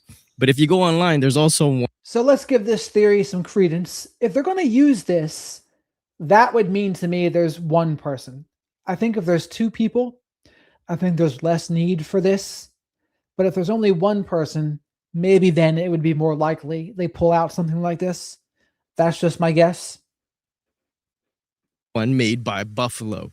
So different brands, and they're even sold separately as replacements. And I think that's very important because that could mean you could literally attach this tire onto whatever compatible contraption you want. And for many of you guys, the idea of a wheelchair to take her out is definitely still in play. And look at these tracks. It would definitely make these tracks. But you know what else would make these tracks? A hand truck would definitely make these tracks as well. So if we're going with the wheeled off theory, you know, even though it expands the list of transports used to get Nancy out of her home that night, it also narrows down the scenario some more. And at the same time, messes with the timeline again. And so like we always do, you know, when we think we have found a new clue, we need to update that working theory, because now that I believe we're looking at the tracks of a pneumatic tire, we also have to explain why the blood around it. So does that look like there is a tire like rolling through something? It just doesn't look like it to me. It looks like she was like her head was close to the ground and one person, maybe two, were carrying her out. That's my thought. Now, does that mean it's impossible that there's some sort of wheel involved? No, I won't say impossible, but it doesn't look like it to me. Isn't smeared. So I present to you a timeline problem, which is actually answered by something we talked about in class today, kids, that Nancy's blood would have fully dried in roughly 45 minutes. Now, let's take a look at that transfer blood again. The transfer blood does not have the same qualities as the aspirated blood and the droplets. It almost appears that those other ones are darker. The forensic answer for this is actually very simple. The fresher the blood, the brighter red it stays for longer. So, guys, if we are correct, we are looking at 2 time frames of Nancy losing blood at least 45 minutes apart. So, in this update to our working theory, when Nancy is wheeled away, she is bleeding, not to the extent of before, but she still is, because she will drop some blood on the wheel and it leaves that. So what else does it mean, right? If you're using something like this to carry her, it means you know you're going to knock her out. You know you're going to kill her, maybe. Like there. Right? That's what that would mean, right? Because why else would you do that? Why else wouldn't you just like have her? I guess the other thing would be they wouldn't want her to scream, right? Like, would she scream at nighttime? Probably. Unless they put like some tape over her, right? There's got to be something. Because think about this. That's the distance right there from the archway to the door, to the driveway here. That's the only distance you would be using that cart. It just seems like a lot for such a short distance to me. One imprint on the porch, right? And because the other blood is dry, they do not smear. They are unbothered. However, of course, we have to address that 45 minutes before that. Now, it's maybe on her own, maybe by something or by someone that made her fall to her hands and knees and cough up blood. Now, I already have more to this working theory that should explain much more, but it's still a work in progress. I'm losing sleep over it, and I haven't fully, or at least I haven't been satisfied with the way it's coming together just yet. There's just a few more things to hammer out, and of course that'll be. So this is what you can say about Monk. You can say he's thinking. And that's on the right track of thinking like a detective, like, oh, what could they have possibly have used, right? There takes a certain skill set to be able to do that. And I think, for me, I don't have as much of it. I'm good when it comes to psychology and people's motivations and things like that. That's more of my specialty. So that's why I talk a lot about the psychology stuff. But other people, they're better at this kind, right? Coming up with the theories. So Monk, he's good at coming up with some theories. I'll give him that. The next video once it makes sense. But before I let you guys go, okay, for everyone still waiting for Zodiac Part 3, I promise you it's coming. As you can see, my brain has just been consumed with the possibility of a pneumatic wheel. But for now, please go protect the ones that you love and love the ones that protect you. Okay, now that the rest are gone, okay, if you stay till the end, I promise to share another painting as well as Toki, okay? Now, before you guys ask, all the paintings I will show here have already been sold, and they've been sold years ago. So this particular one is actually very special to me. I loved this painting, but I had to sell it to pay the rent, as is doing art as a trade. And this particular one I held on to for so long until somebody gave me a price that I couldn't refuse. Okay. And it was a gentleman named Joe Nathan, and he's always been a fan of my work. And so I sold it to him, and I know it's in good hands in his house. Now, this piece is called Reunited, and I wrote a poem that goes along with it as well. Speaking of a poem, where has Reagan been? Some days you gotta dance. I haven't seen her for a minute. I'll have to reach out to her. And it goes like this. She loved her Teddy with all her heart, but the resemblance was undeniable. When she handed him over, it hurt her heart, but to deprive a mother was just not viable. I know what you're saying. Aww. Anyways, guys, appreciate it. This is the big. I meant to say good night, Mike, not good night, folks. Good night, Mike.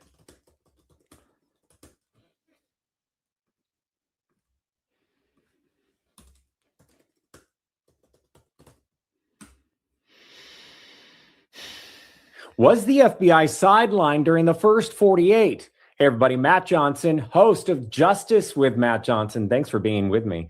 We have big news in the search for Nancy Guthrie. Well, And by the way, before we watch this Matt Johnson video, please remember to like the video because likes are free.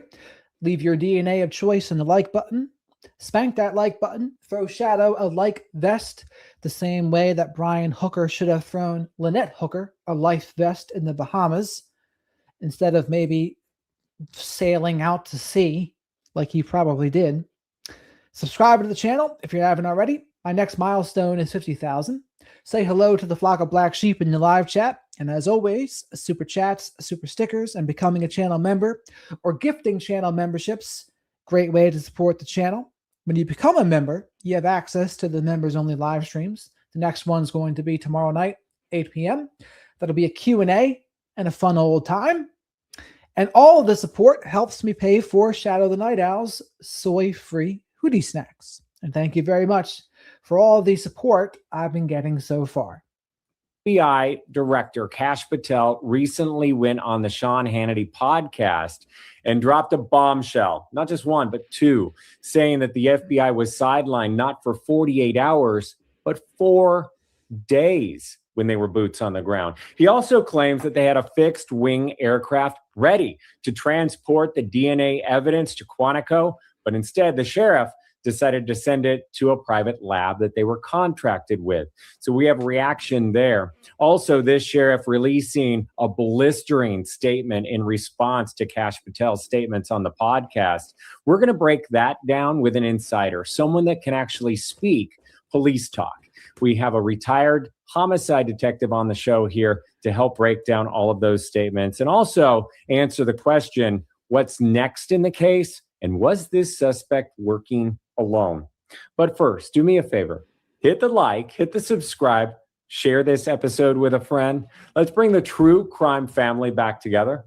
Now, the true crime family, which reminds me, folks, tell a friend about the flock of black sheep and the Black Sheep Nation and tell them we have a grand old time, a very supportive and encouraging group, if not a little bit eccentric, and we talk about true crime, current events, and psychology. So tell a friend. Tell a friend, why don't you? Now the case of Tell a friend or 20, why don't you? missing Nancy Guthrie.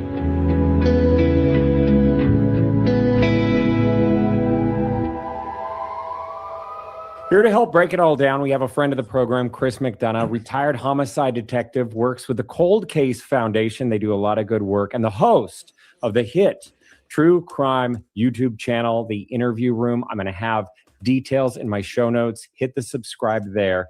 First off, thanks for being here. And when we're talking Nancy Guthrie, there hasn't been a whole lot lately, and now we're finding out that there's a lot of infighting between the FBI and the sheriffs.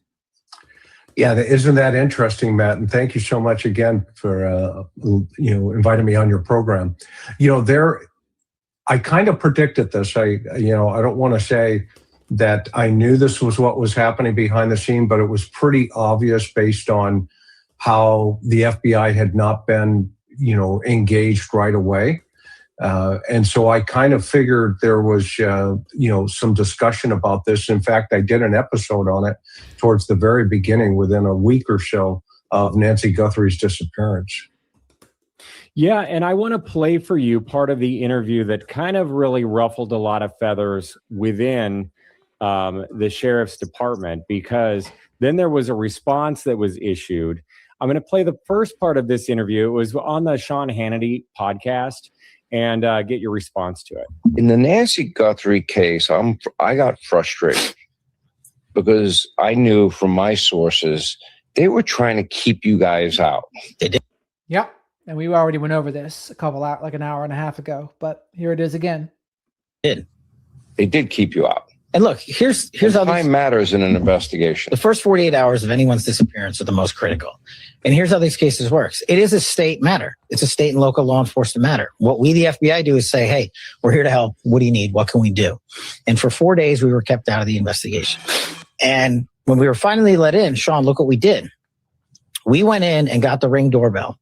And we said, hey, is anyone talking to Google? I called the leadership at Google and I said, look, we know that there was not a subscription service to capture all of the data that would have been captured had there been a subscription service.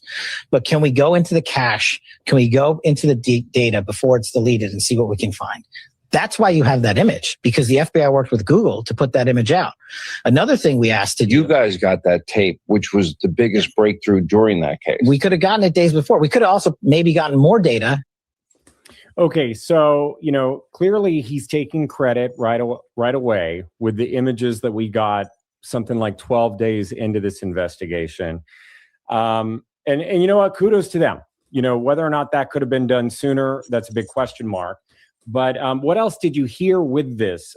He's making a big claim saying that they were kept out from working on this investigation within the first 48, and that's critical, right? Absolutely, 100%. And behind the scenes, here's the real nuances of what he's not saying, but what is probably occurring. Okay? First of all, there was a lack of No, we couldn't watch it here because it's not on YouTube. It's only on TV. So we were here. We were here during most of it. experience. Well, it's not on YouTube. I don't have the TV channel anyway. On the ground right away in this case. I mean, we now learn that some of the investigators that have been assigned to this case, were new to, the homicide unit, et cetera, like that. Okay. That's number one. Okay. That is never a good thing in a high profile kidnapping and or high profile event like this.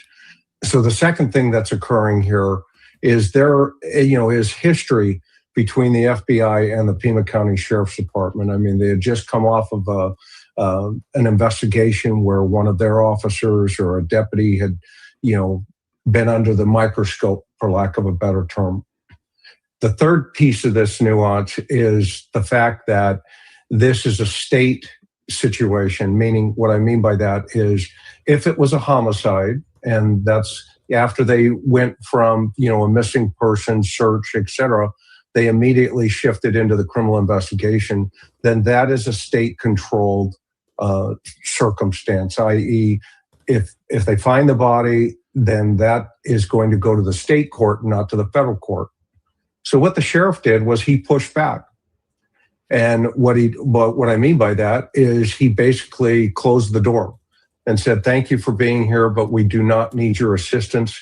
We're going to do it our way. Okay? And if we do need you, we'll give you a call.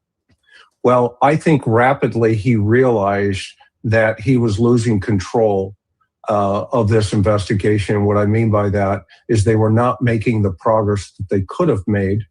And that is only due to the experience level of all those parties involved at the time. You have a supervisor that was assigned over the homicide team that had never, ever worked a homicide case.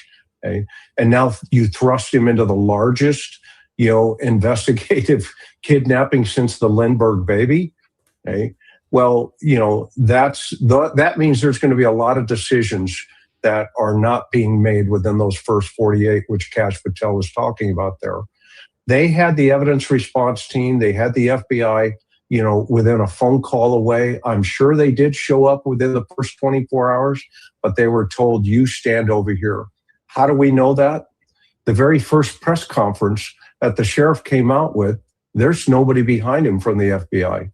It's his guy that has never, ever worked a homicide standing behind him. Okay.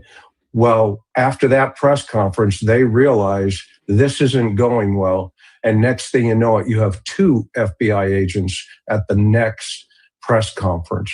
Okay. So if you look at that sequence, okay, that's basically what Kash Patel is saying. We were available, but they didn't want to let us through the door. Okay. Why that happens, sometimes, the reality behind the scenes is not as pristine as people would want it to be. Well, they came out with a huge statement, very lengthy statement, and we're going to break it down. And it addresses the 2 major points that was made on this podcast by Kash Patel. And here's the first part to it, addressing that first clip that we played. It says, Sheriff Nanos responded to the scene the night of the incident. So Sheriff Nanos responded to the scene the night of the incident, providing immediate local leadership and oversight. A member of the FBI task force was also notified and present at that scene, working alongside our personnel. The FBI was promptly notified by both our department and the Guthrie family. While the FBI director was not on scene, coordination with the Bureau began without delay. Interesting. So, Sheriff Nanos contradicting Kash Patel. Who do you believe? Sheriff Nanos or Kash Patel?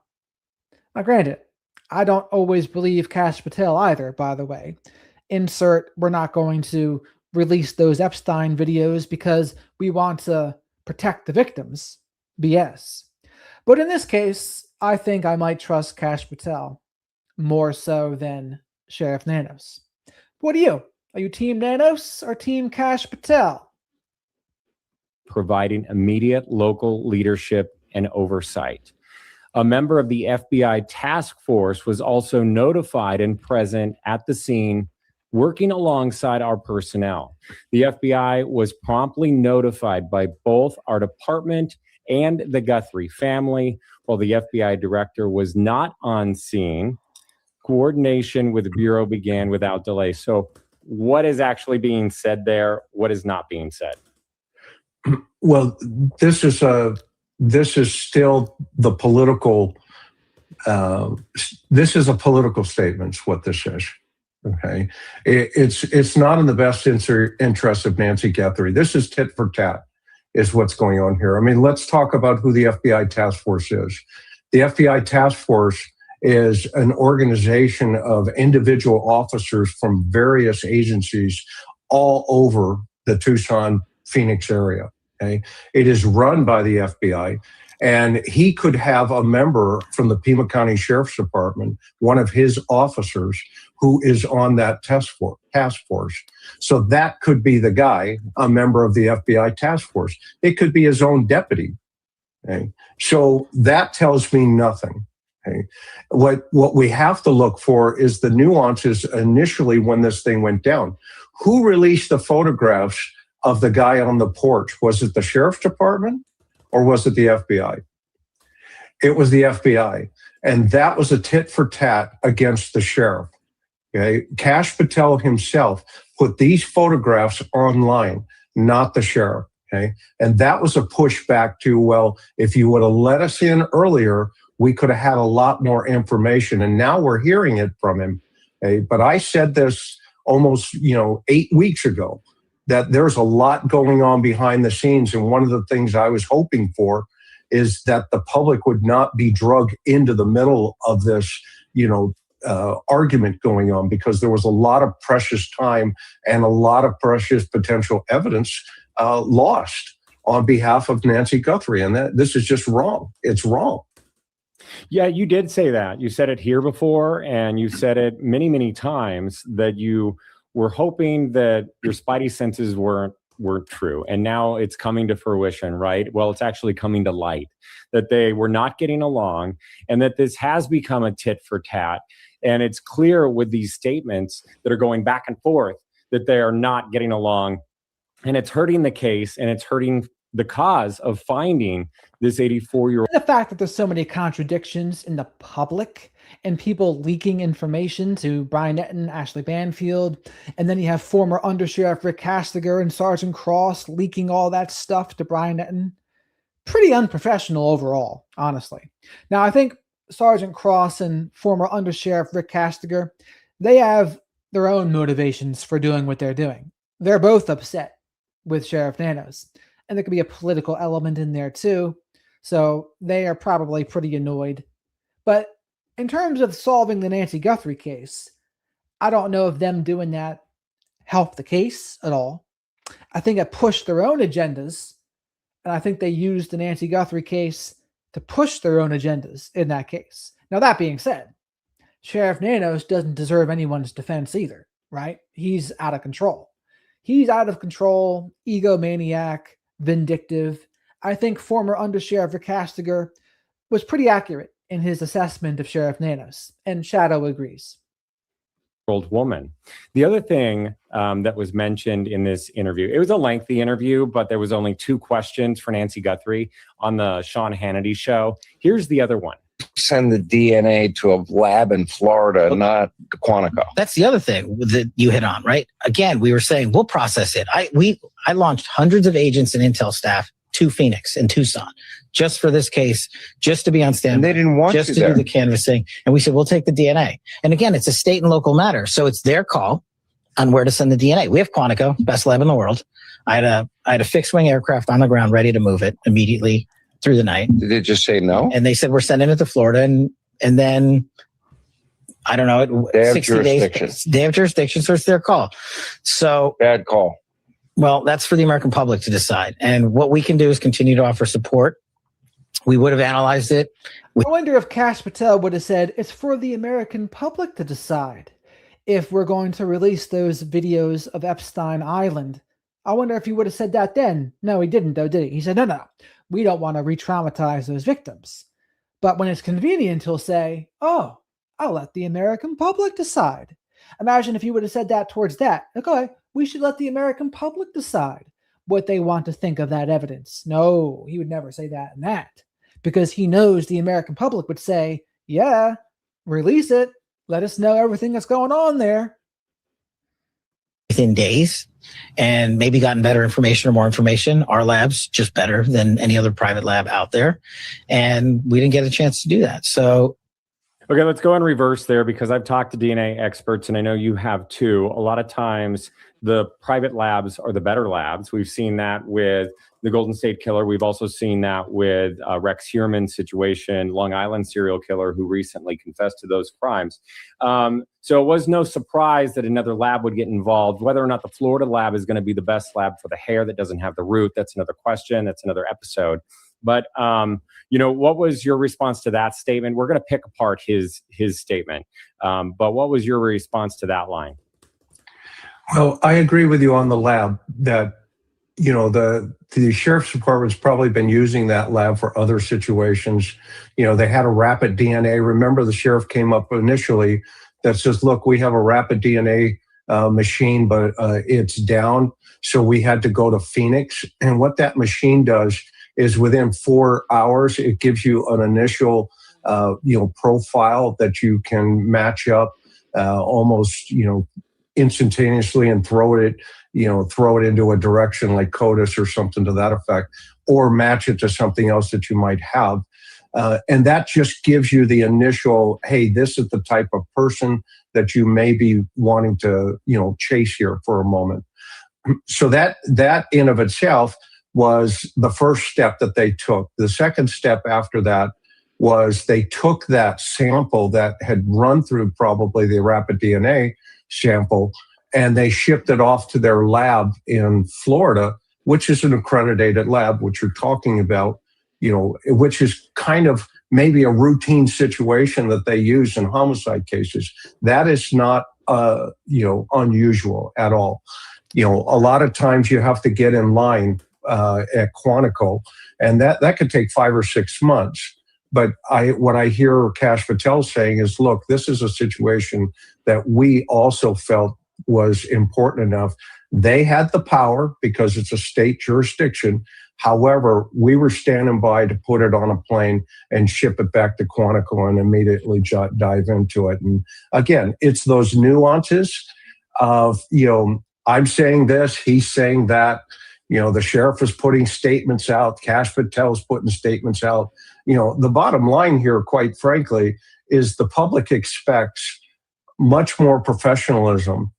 And quite frankly, I do too. I mean, it's almost embarrassing, being in the law enforcement profession. I've been in this game since 1982, and I've never, ever seen anything like this. Would there really be a plan? And again, I mean, you can argue how professional it was for Sergeant Cross and former Undersheriff Rick Castiger to be blasting Nanos as well. Now, granted, or for the other leaks for that matter. But the difference is, the problem for all of them is he's there and you can't get him out unless there's a recall. That's the problem. So, again, if that was your ultimate goal, to get a recall, okay. Then I guess it's so far kind of worked. They've gotten enough public momentum to think, yeah, let's get him out. Because I'm sure there's people in Pima County that are watching this stuff, right? They're watching Brian Entin. They're watching Tony Bruschi, Ashley Banfield, JLR, myself, maybe even, right? They're probably watching some of this. Standing by. I mean, in the middle of the night, like I'm envisioning a pilot with an FBI badge and his sole purpose is going to be flying this DNA. I mean, really? Customs and Border Patrol. They have an airport right there in Tucson. And we used to fly with those guys all over the country to go interview witnesses in cases. So yes, what he's saying is true. You literally pick up the phone and you say, look, I need an air. Chris did the old Sean Connery. Yes. Where's B when you need her? Yes. Craft at this time. Have your guy standing by, and a customs officer will be, will be sitting there. It might not necessarily just be an FBI, plane. A lot of times, you lean on the Department of Homeland Security. They have all kinds of assets. And so I believe what he's saying is true. And this is why the true crime community loves you and your show so much, is because you can decode the BS and get. Oh, I hate brown nosers. Shadow does too. I've never had it in me to be too much of a brown noser. I can say something if I mean it, and if I'm like, but that fake thing, I'm not very good at being fake. So. Rid of that for us. I want to play part of it again, and then I'm going to ask you another question about the search part. They send the DNA to a lab in Florida, not Quantico. That's the other thing that you hit on, right? Again, we were saying we'll process it. I launched hundreds of agents and intel staff to Phoenix and Tucson just for this case, just to be on standby. And they didn't want just you to there. do the canvassing, and we said, okay. Was there hundreds of agents there on standby? Was there a canvas? I don't remember a proper canvas and grid search according to the CSIs that I've interviewed. So what I hear there is when this thing went down, that first phone call went in from the FBI, from the probably the special agent in charge, right? The SAC. Okay. Hey, we see what's going on. We have all kinds of resources. What do you need? Okay. That phone call probably first went through, the task force, that task force officer. Okay. The commander of that task force called them up and said, we have A, B, C, and D. How many guys do you need? How can we help? Okay. The sheriff's department at that point makes a decision. That call may have come from the sheriff himself, a captain, and or a lieutenant. Okay. Somebody said, we're good, put it on hold right now. Okay. Almost immediately thereafter, what do we see happening in this investigation? We see a bunch of guys taking down a Range Rover with FBI gang task force on their shirts, in the printing on the back of their shirts. That's who Kash Patel's talking about. Well, this second part of the interview that was on Sean Hannity, again, there was that long response from the sheriff. Here's what it looked like. It was posted on all their social. Pima County Sheriff Chris Nanos is aware of FBI Director Kash Patel's recent interview and statement. Sheriff Nanos responded to the scene the night of the incident, providing immediate local leadership and oversight. A member of the FBI task force was also notified and present at that scene, working alongside our personnel. The FBI was promptly notified by both our department and the Guthrie family, while the FBI director was not on scene. So that's their way of kind of trying to discredit Kash Patel. Coordination with the Bureau began without delay. Decisions regarding evidence processing were made on scene based on operational needs. The laboratory utilized by the Pima County Sheriff's Department and the FBI laboratory in Quantico have worked in close partnership from the outset and continue to collaborate in the analysis of evidence. We remain committed to a thorough, coordinated, and fact-based investigation, and will continue working closely with our federal partners as the process moves forward. So he's basically saying they were not telling us to send that DNA to Quantico. The people on the scene said we were totally fine in sending it to the private lab in Florida. To which I would wonder, why would the FBI person on the ground, why would they be okay with that? Why would they want it sent to the private lab in Florida as opposed to the lab in Quantico? I don't know. So who's telling the truth here, right? Is Kash Patel telling the truth, or is Sheriff Nanos? Or Sheriff Nanos' lawyer, more than likely, right? Media, it was very dramatic. Again, tit for tat.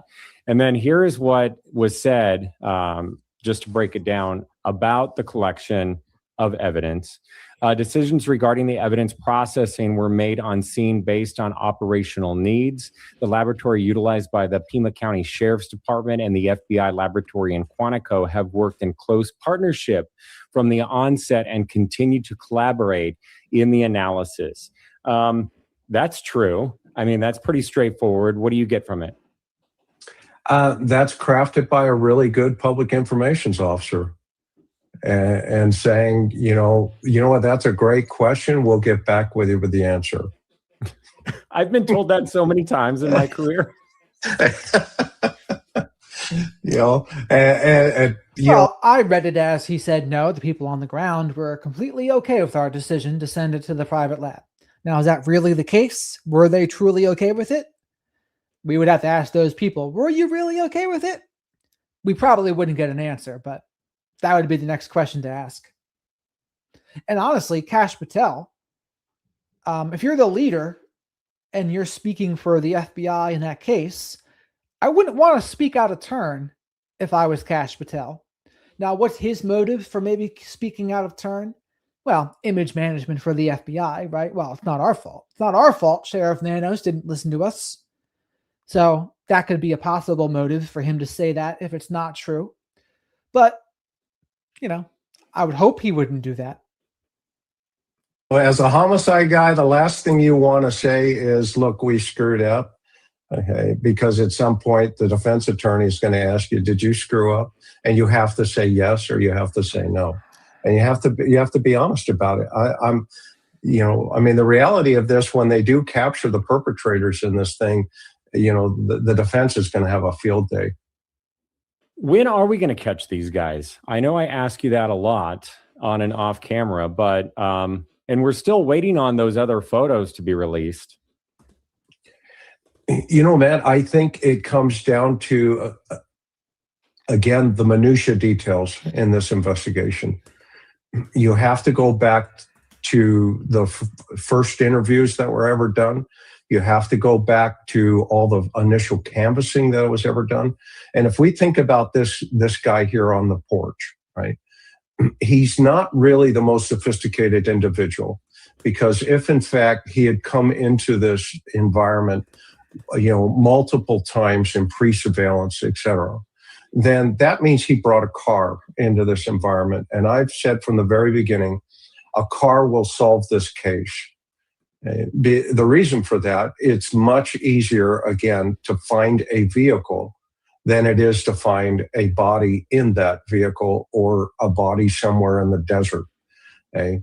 Most people, if they're going to use a car to take a victim out of a particular area, okay, then once they leave this area and they felt comfortable, maybe coming and going, avoiding cameras, but once they leave this area, they're going to hit an entire other camera system that they did not anticipate, but law enforcement has access to it. Okay? And that's called a flock system, F-L-O-C-K. Okay? That system is all over Tucson. And so if you came through that system multiple times to come to surveil Miss Nancy Guthrie's house, they're going to find you. Okay? And lo and behold, what do you start seeing? You start seeing cars getting impounded. You start seeing, the Range Rover, for an example. Why did they just pull that Range Rover by arbitrarily, pulling that guy over? Okay, why'd they get the initial DoorDash guy? Okay, they weren't looking for that guy. They were looking for the car.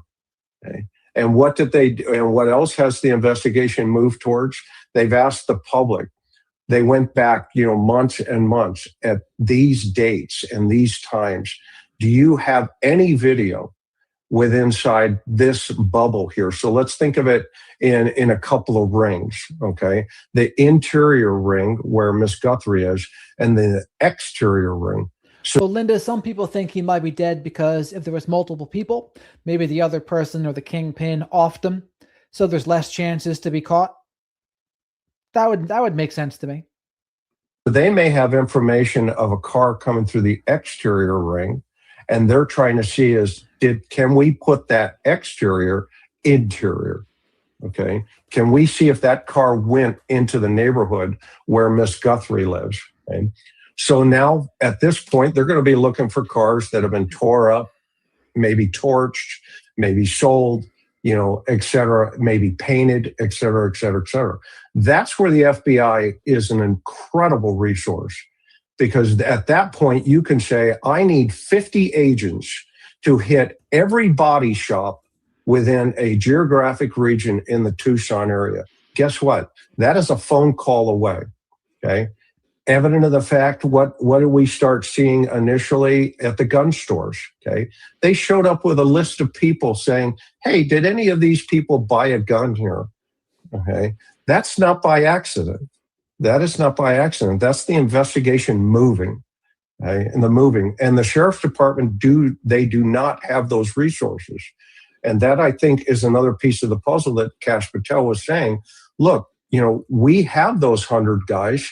He didn't mention it, but he didn't tell everybody that. And by the way, in one day, we hit every gun store in the Tucson area.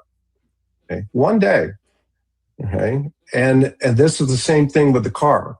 That's probably happening behind the scenes. We just don't know about it. Yeah, you and I talked about the car cracking the case before. PG Porch Guy. It doesn't want to let me write Porch Guy for some reason.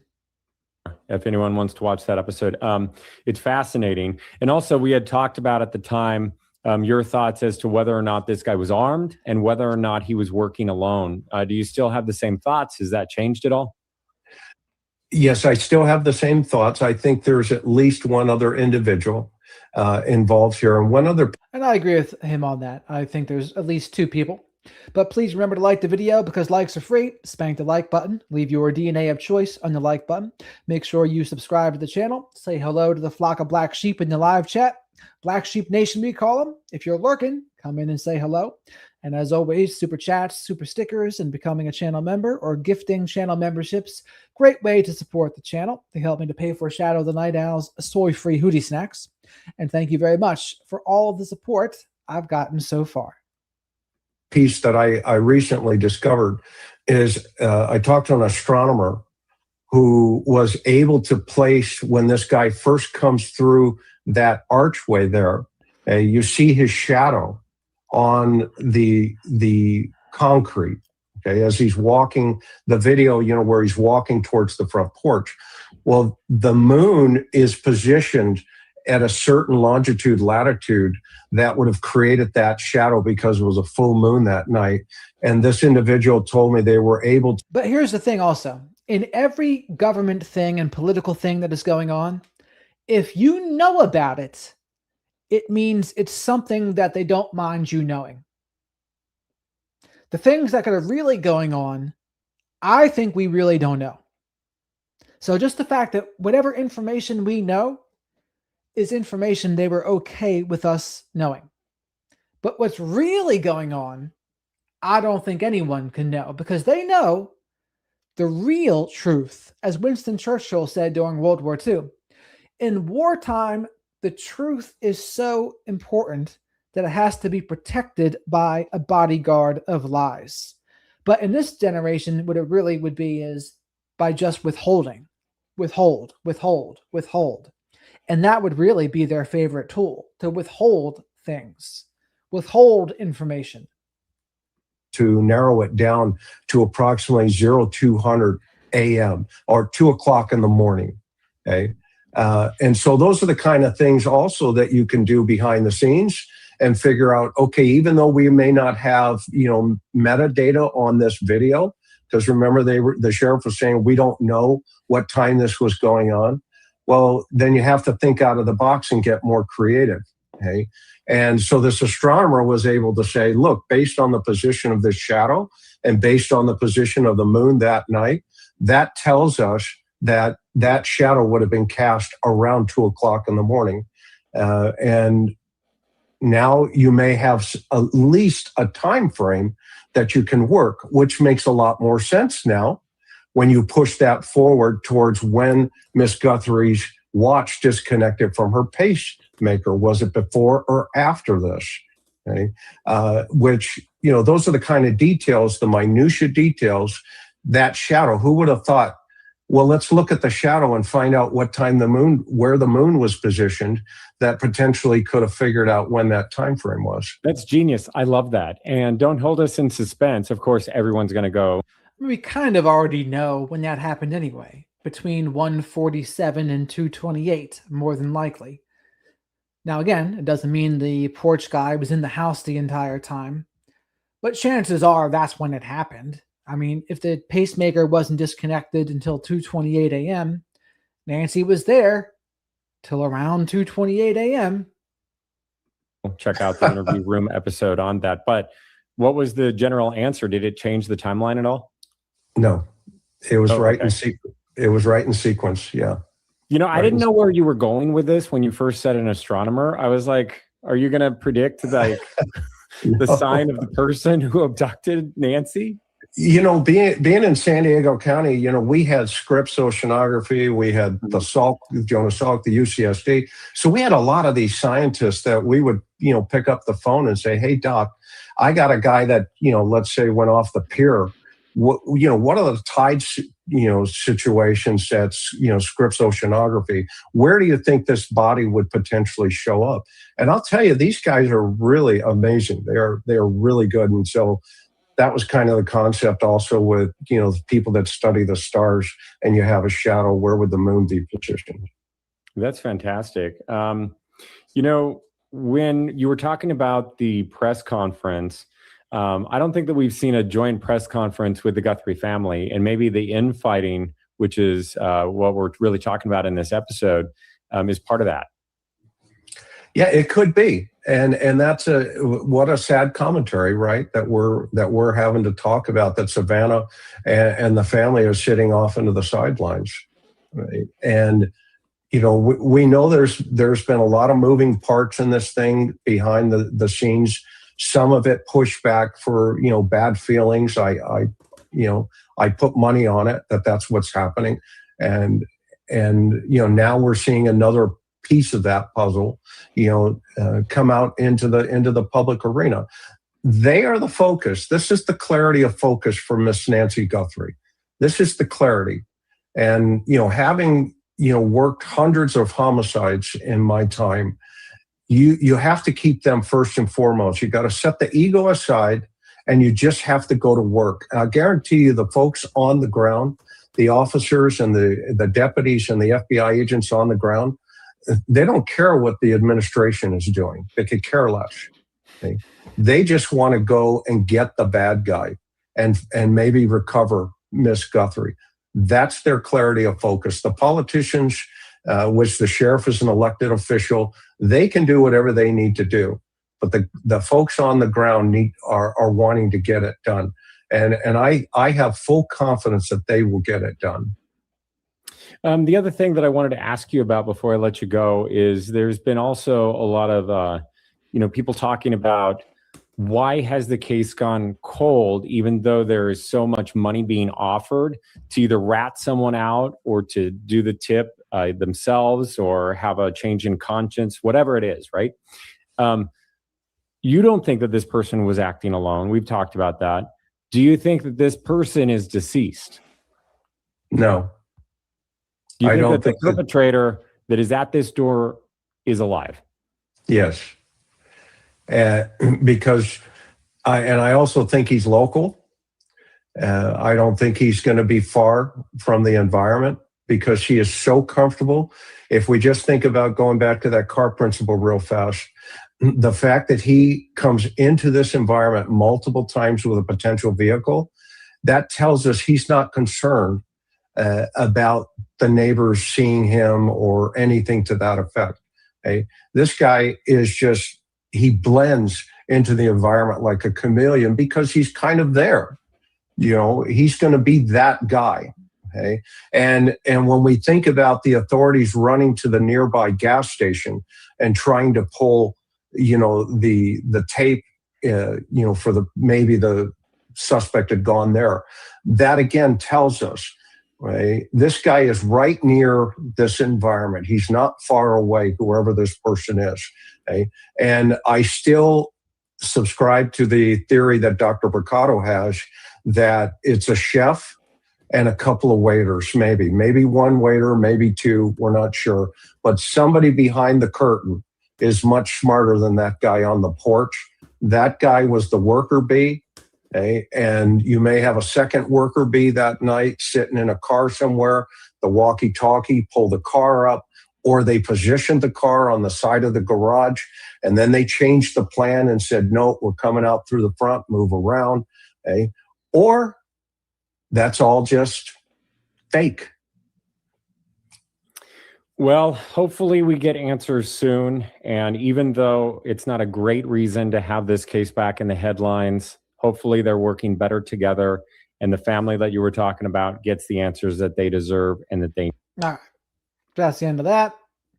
So we'll check out some of the Brian Entin special because it's now on the News Nation channel.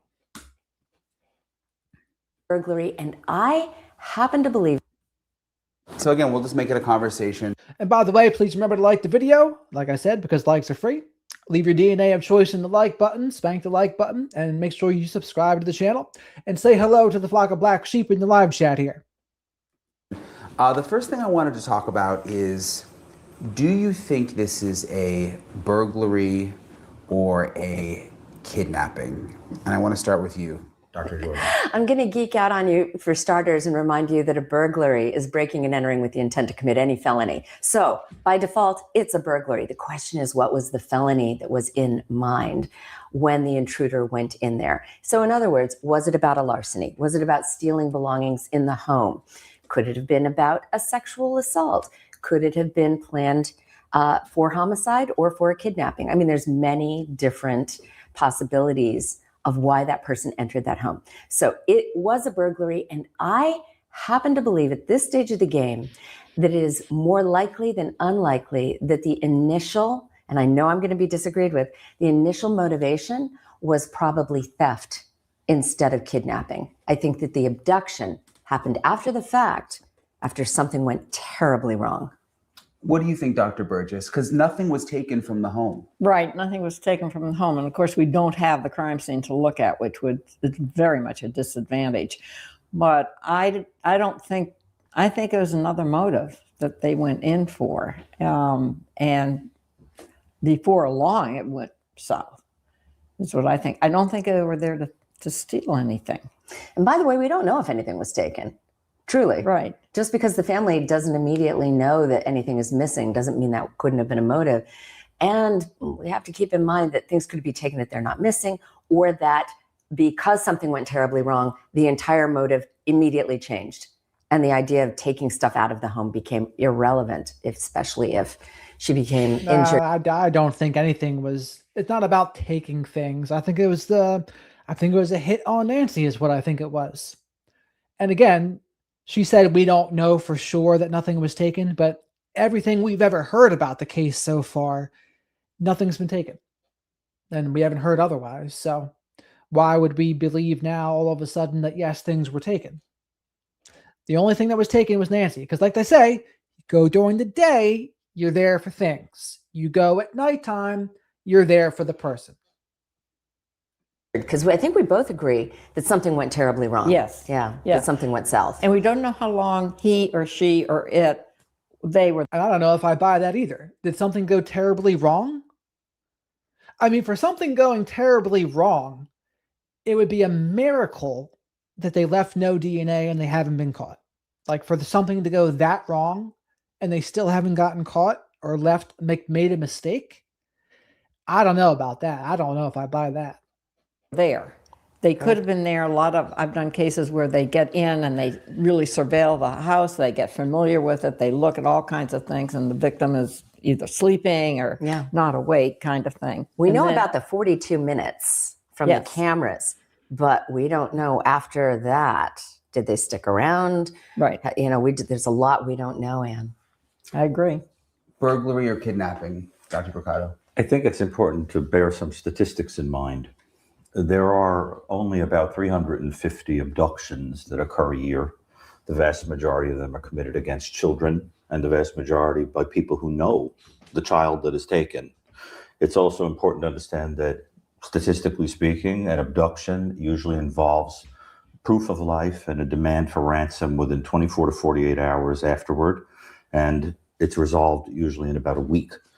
If you're abducting a person for ransom, you would consider them precious cargo. They likely wouldn't be bleeding and without their medication. You would be treating them gingerly because they're worth an enormous amount of money to you. I don't think truly that abduction was on the table. If it was, then it went very south, and I believe she may have expired. And as a result, they wound up empty-handed and they wound up having to eliminate evidence of what happened to her physically. The other possibility that we must bear in mind is that the entire thing is masquerading as a burglary attempt with an abduction, where it's actually masking that somebody simply wanted to eliminate Nancy for personal reasons.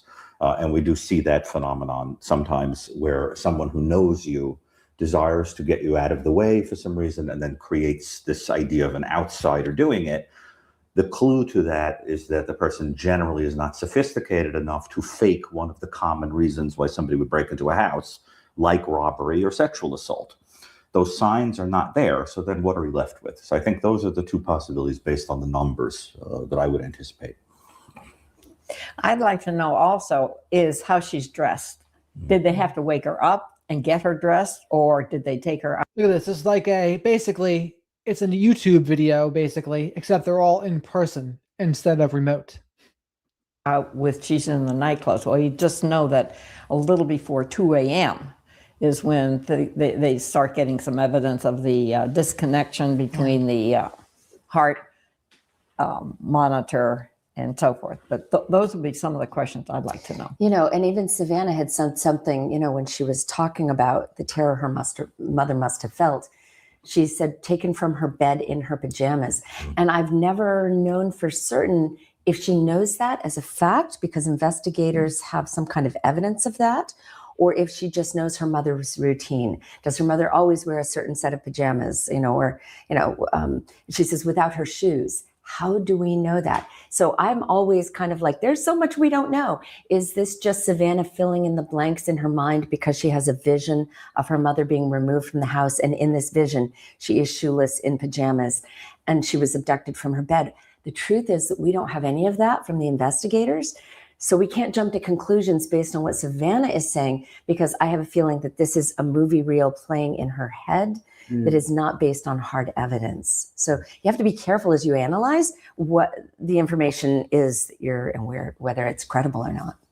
Dr. Burgess, if it's not a kidnapping or burglary and that's just masquerading for something else, what could that be? What could the motive be? Well, the motive, first you want to always ask who's suffering the most of this, who is hurt the most.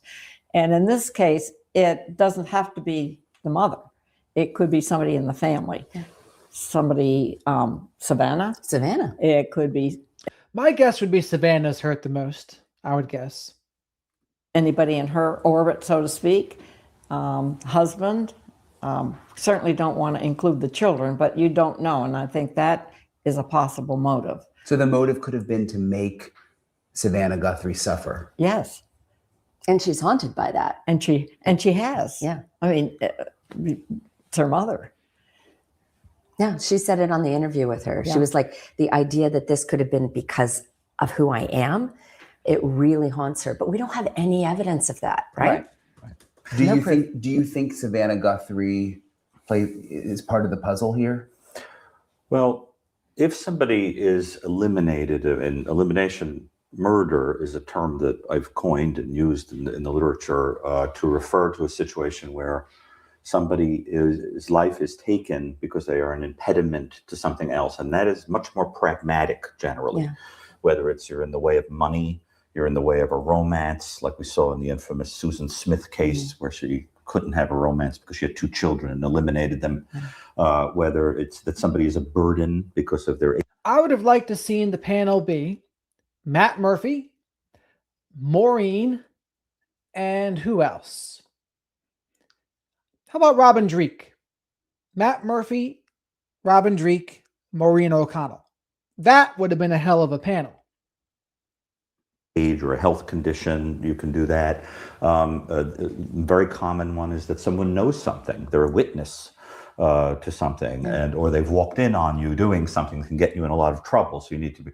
And what happens in that phenomenon that I've studied extensively is that there is a great effort made to give the impression of an outsider doing it with no clear reason other than lunacy or just kind of coming into, which of course there's no sign of here, that this was some kind of disorganized, bizarre, motiveless situation. And I also think an important piece of information here is that whoever this person is that is on the camera, who has a very amateurish quality because of the gun not matching the holster, the way that it's being worn, the use of the flora to wave in front of the camera and so forth, that amateur hour kind of quality is interesting also and suggests to me a difference in intelligences, some schemer behind the scenes and this character who is just sort of hired or asked to do this. And I think we would all agree this is not a professional that we saw here. I also don't believe this person. So why does he think that though? Like, I don't understand why he thinks that. And just because it's not a profession, like, I don't think it's a cartel, but there's all sorts of different versions of professional people, right? And not to mention they didn't get caught, at least as of yet. So I'm not so sure why he's so sure. Why is he so sure it's not some sort of professional? Person worked alone. So you think there's more people involved? I think there is a little group of people, and that's great because the more people involved, the better for getting it solved. But then why isn't it solved? So the reason I'm gonna tell you statistically, you're accurate. That as more time passes, and nobody, remember, your chain is only as strong as its weakest link, right? Of course. So this guy's a weak link. I mean, maybe he's no longer with us too. If we go with the master disciple or chef and waiter, metaphor, which is great. But as time has gone on, I have been more and more open to, and it's not a conclusion, the idea that this could be beginner's luck. Because sometimes the idiocy, if you will, is actually on your side. Because it is a possibility. I'm not ruling out beginner's luck on this. We're looking for an either a beginner's luck or more Sheriff Nano's incompetence, or a combination of both. Organized killer. We're looking for somebody. It makes more sense that there would be at least two people involved, easier to remove the person from the house, easier to have a lookout, a getaway car, and all that.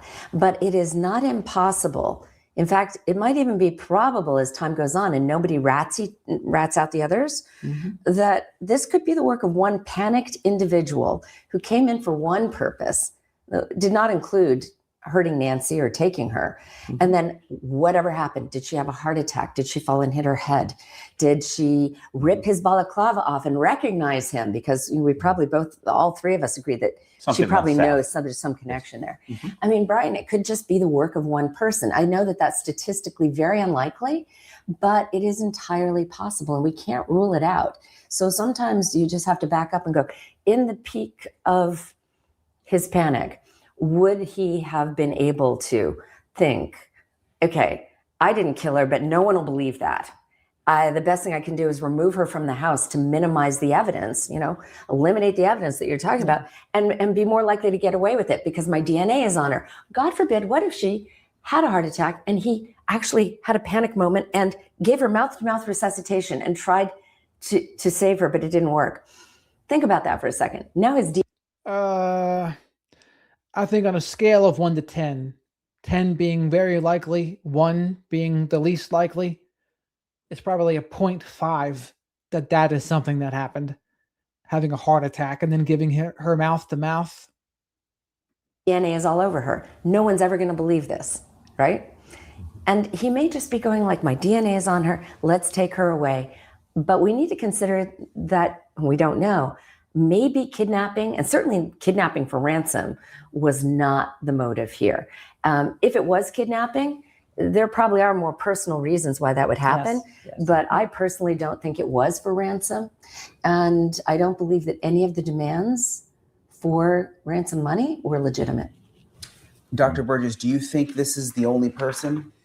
Or No, do you think there's more people involved? No, but I just had a thought that person may have been eliminated also. Yeah. What do you mean by that? Literally. No longer with us. No longer with us. So the person we see at the front door could be dead. That's correct. Killed by someone else. So PayPal, it could be the person can be dead because one less person to get caught by. So if another person is there, they don't want to think, oh, this person might rat me out. So Oh, I'll kill him. Not beyond the realm of possibility. Or the person in charge said, yeah, let me get rid of some of this evidence. Sure. I'm not saying definitely, but certainly a possibility. Partner. Killed by the boss. Right. By the boss. Yep. Right. It was well planned. They've gotten away with it. And they pulled a type of case that we've never seen before, Correct. as far as we know. We are looking, we're trying to get a match for this. That's the way that legacy cases become.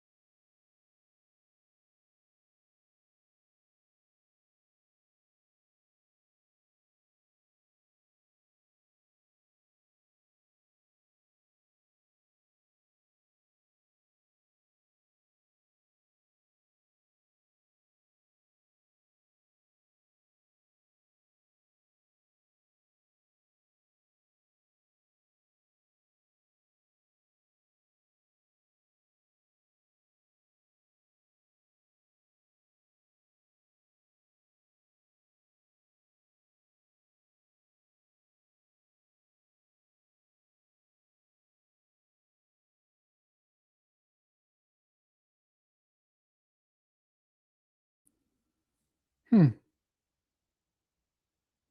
Hmm.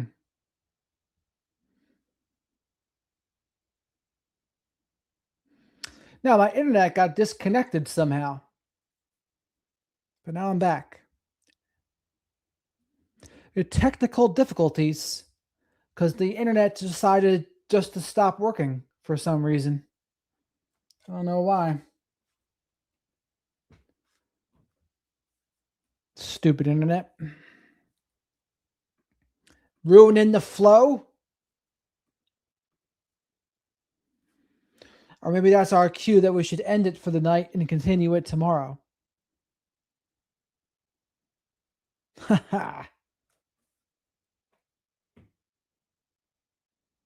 Sometimes with Verizon now, you have to like reset the modem. If you don't reset the modem every so often, the internet just like kerplunks. Yeah, just the internet stopped working, Dana. I'm not sure why. I'm not sure why. But I'm back. So we'll see. We can see if we can play some of this.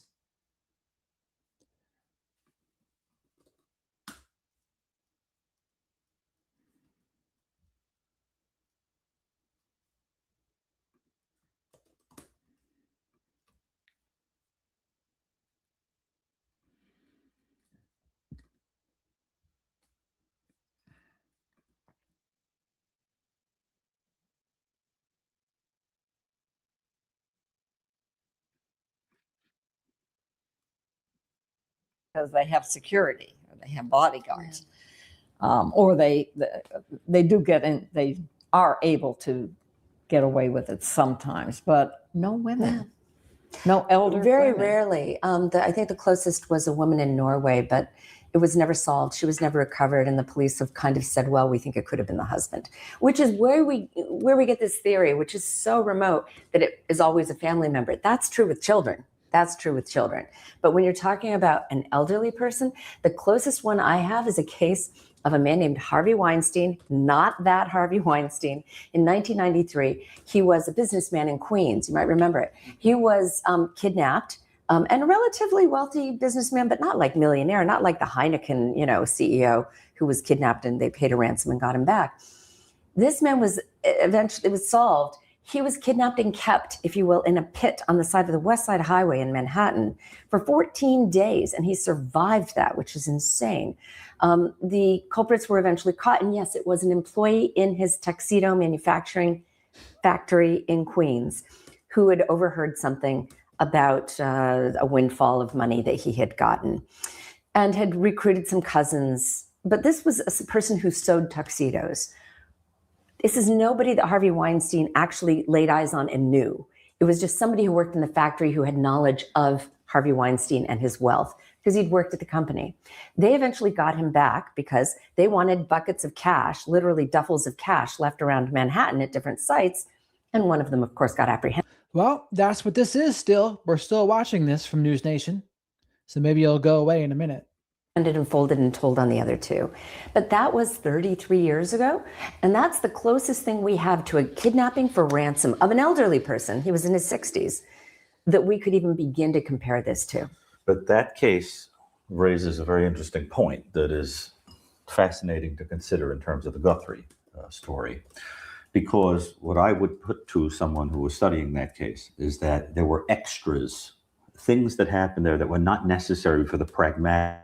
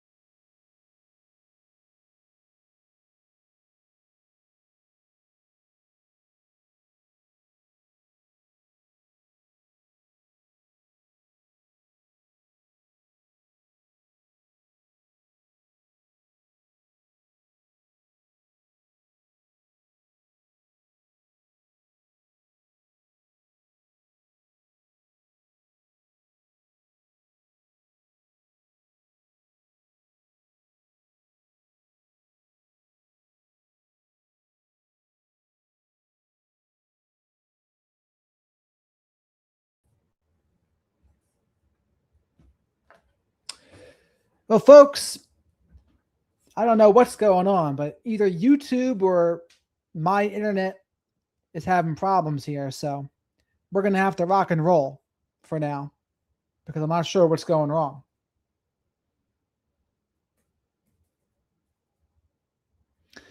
So that's about it for the night then, chat. We'll have to come back to this tomorrow because I'm not sure what's going on. I don't know. I think YouTube might have taken down, or News Nation might have taken down that video. Well, whatever it is, it's time to close it down there, Charity. We got to give it a break. Because even my StreamYard, I was losing StreamYard too. Maybe, Annie, we shall see, but I hope not. Maybe. But yeah, we're going to rock and roll because I don't want to get in too much trouble for that. We'll see what happens though. But folks, make sure you like the video, subscribe to the channel. Thanks for all your support. And we'll be back again tomorrow night.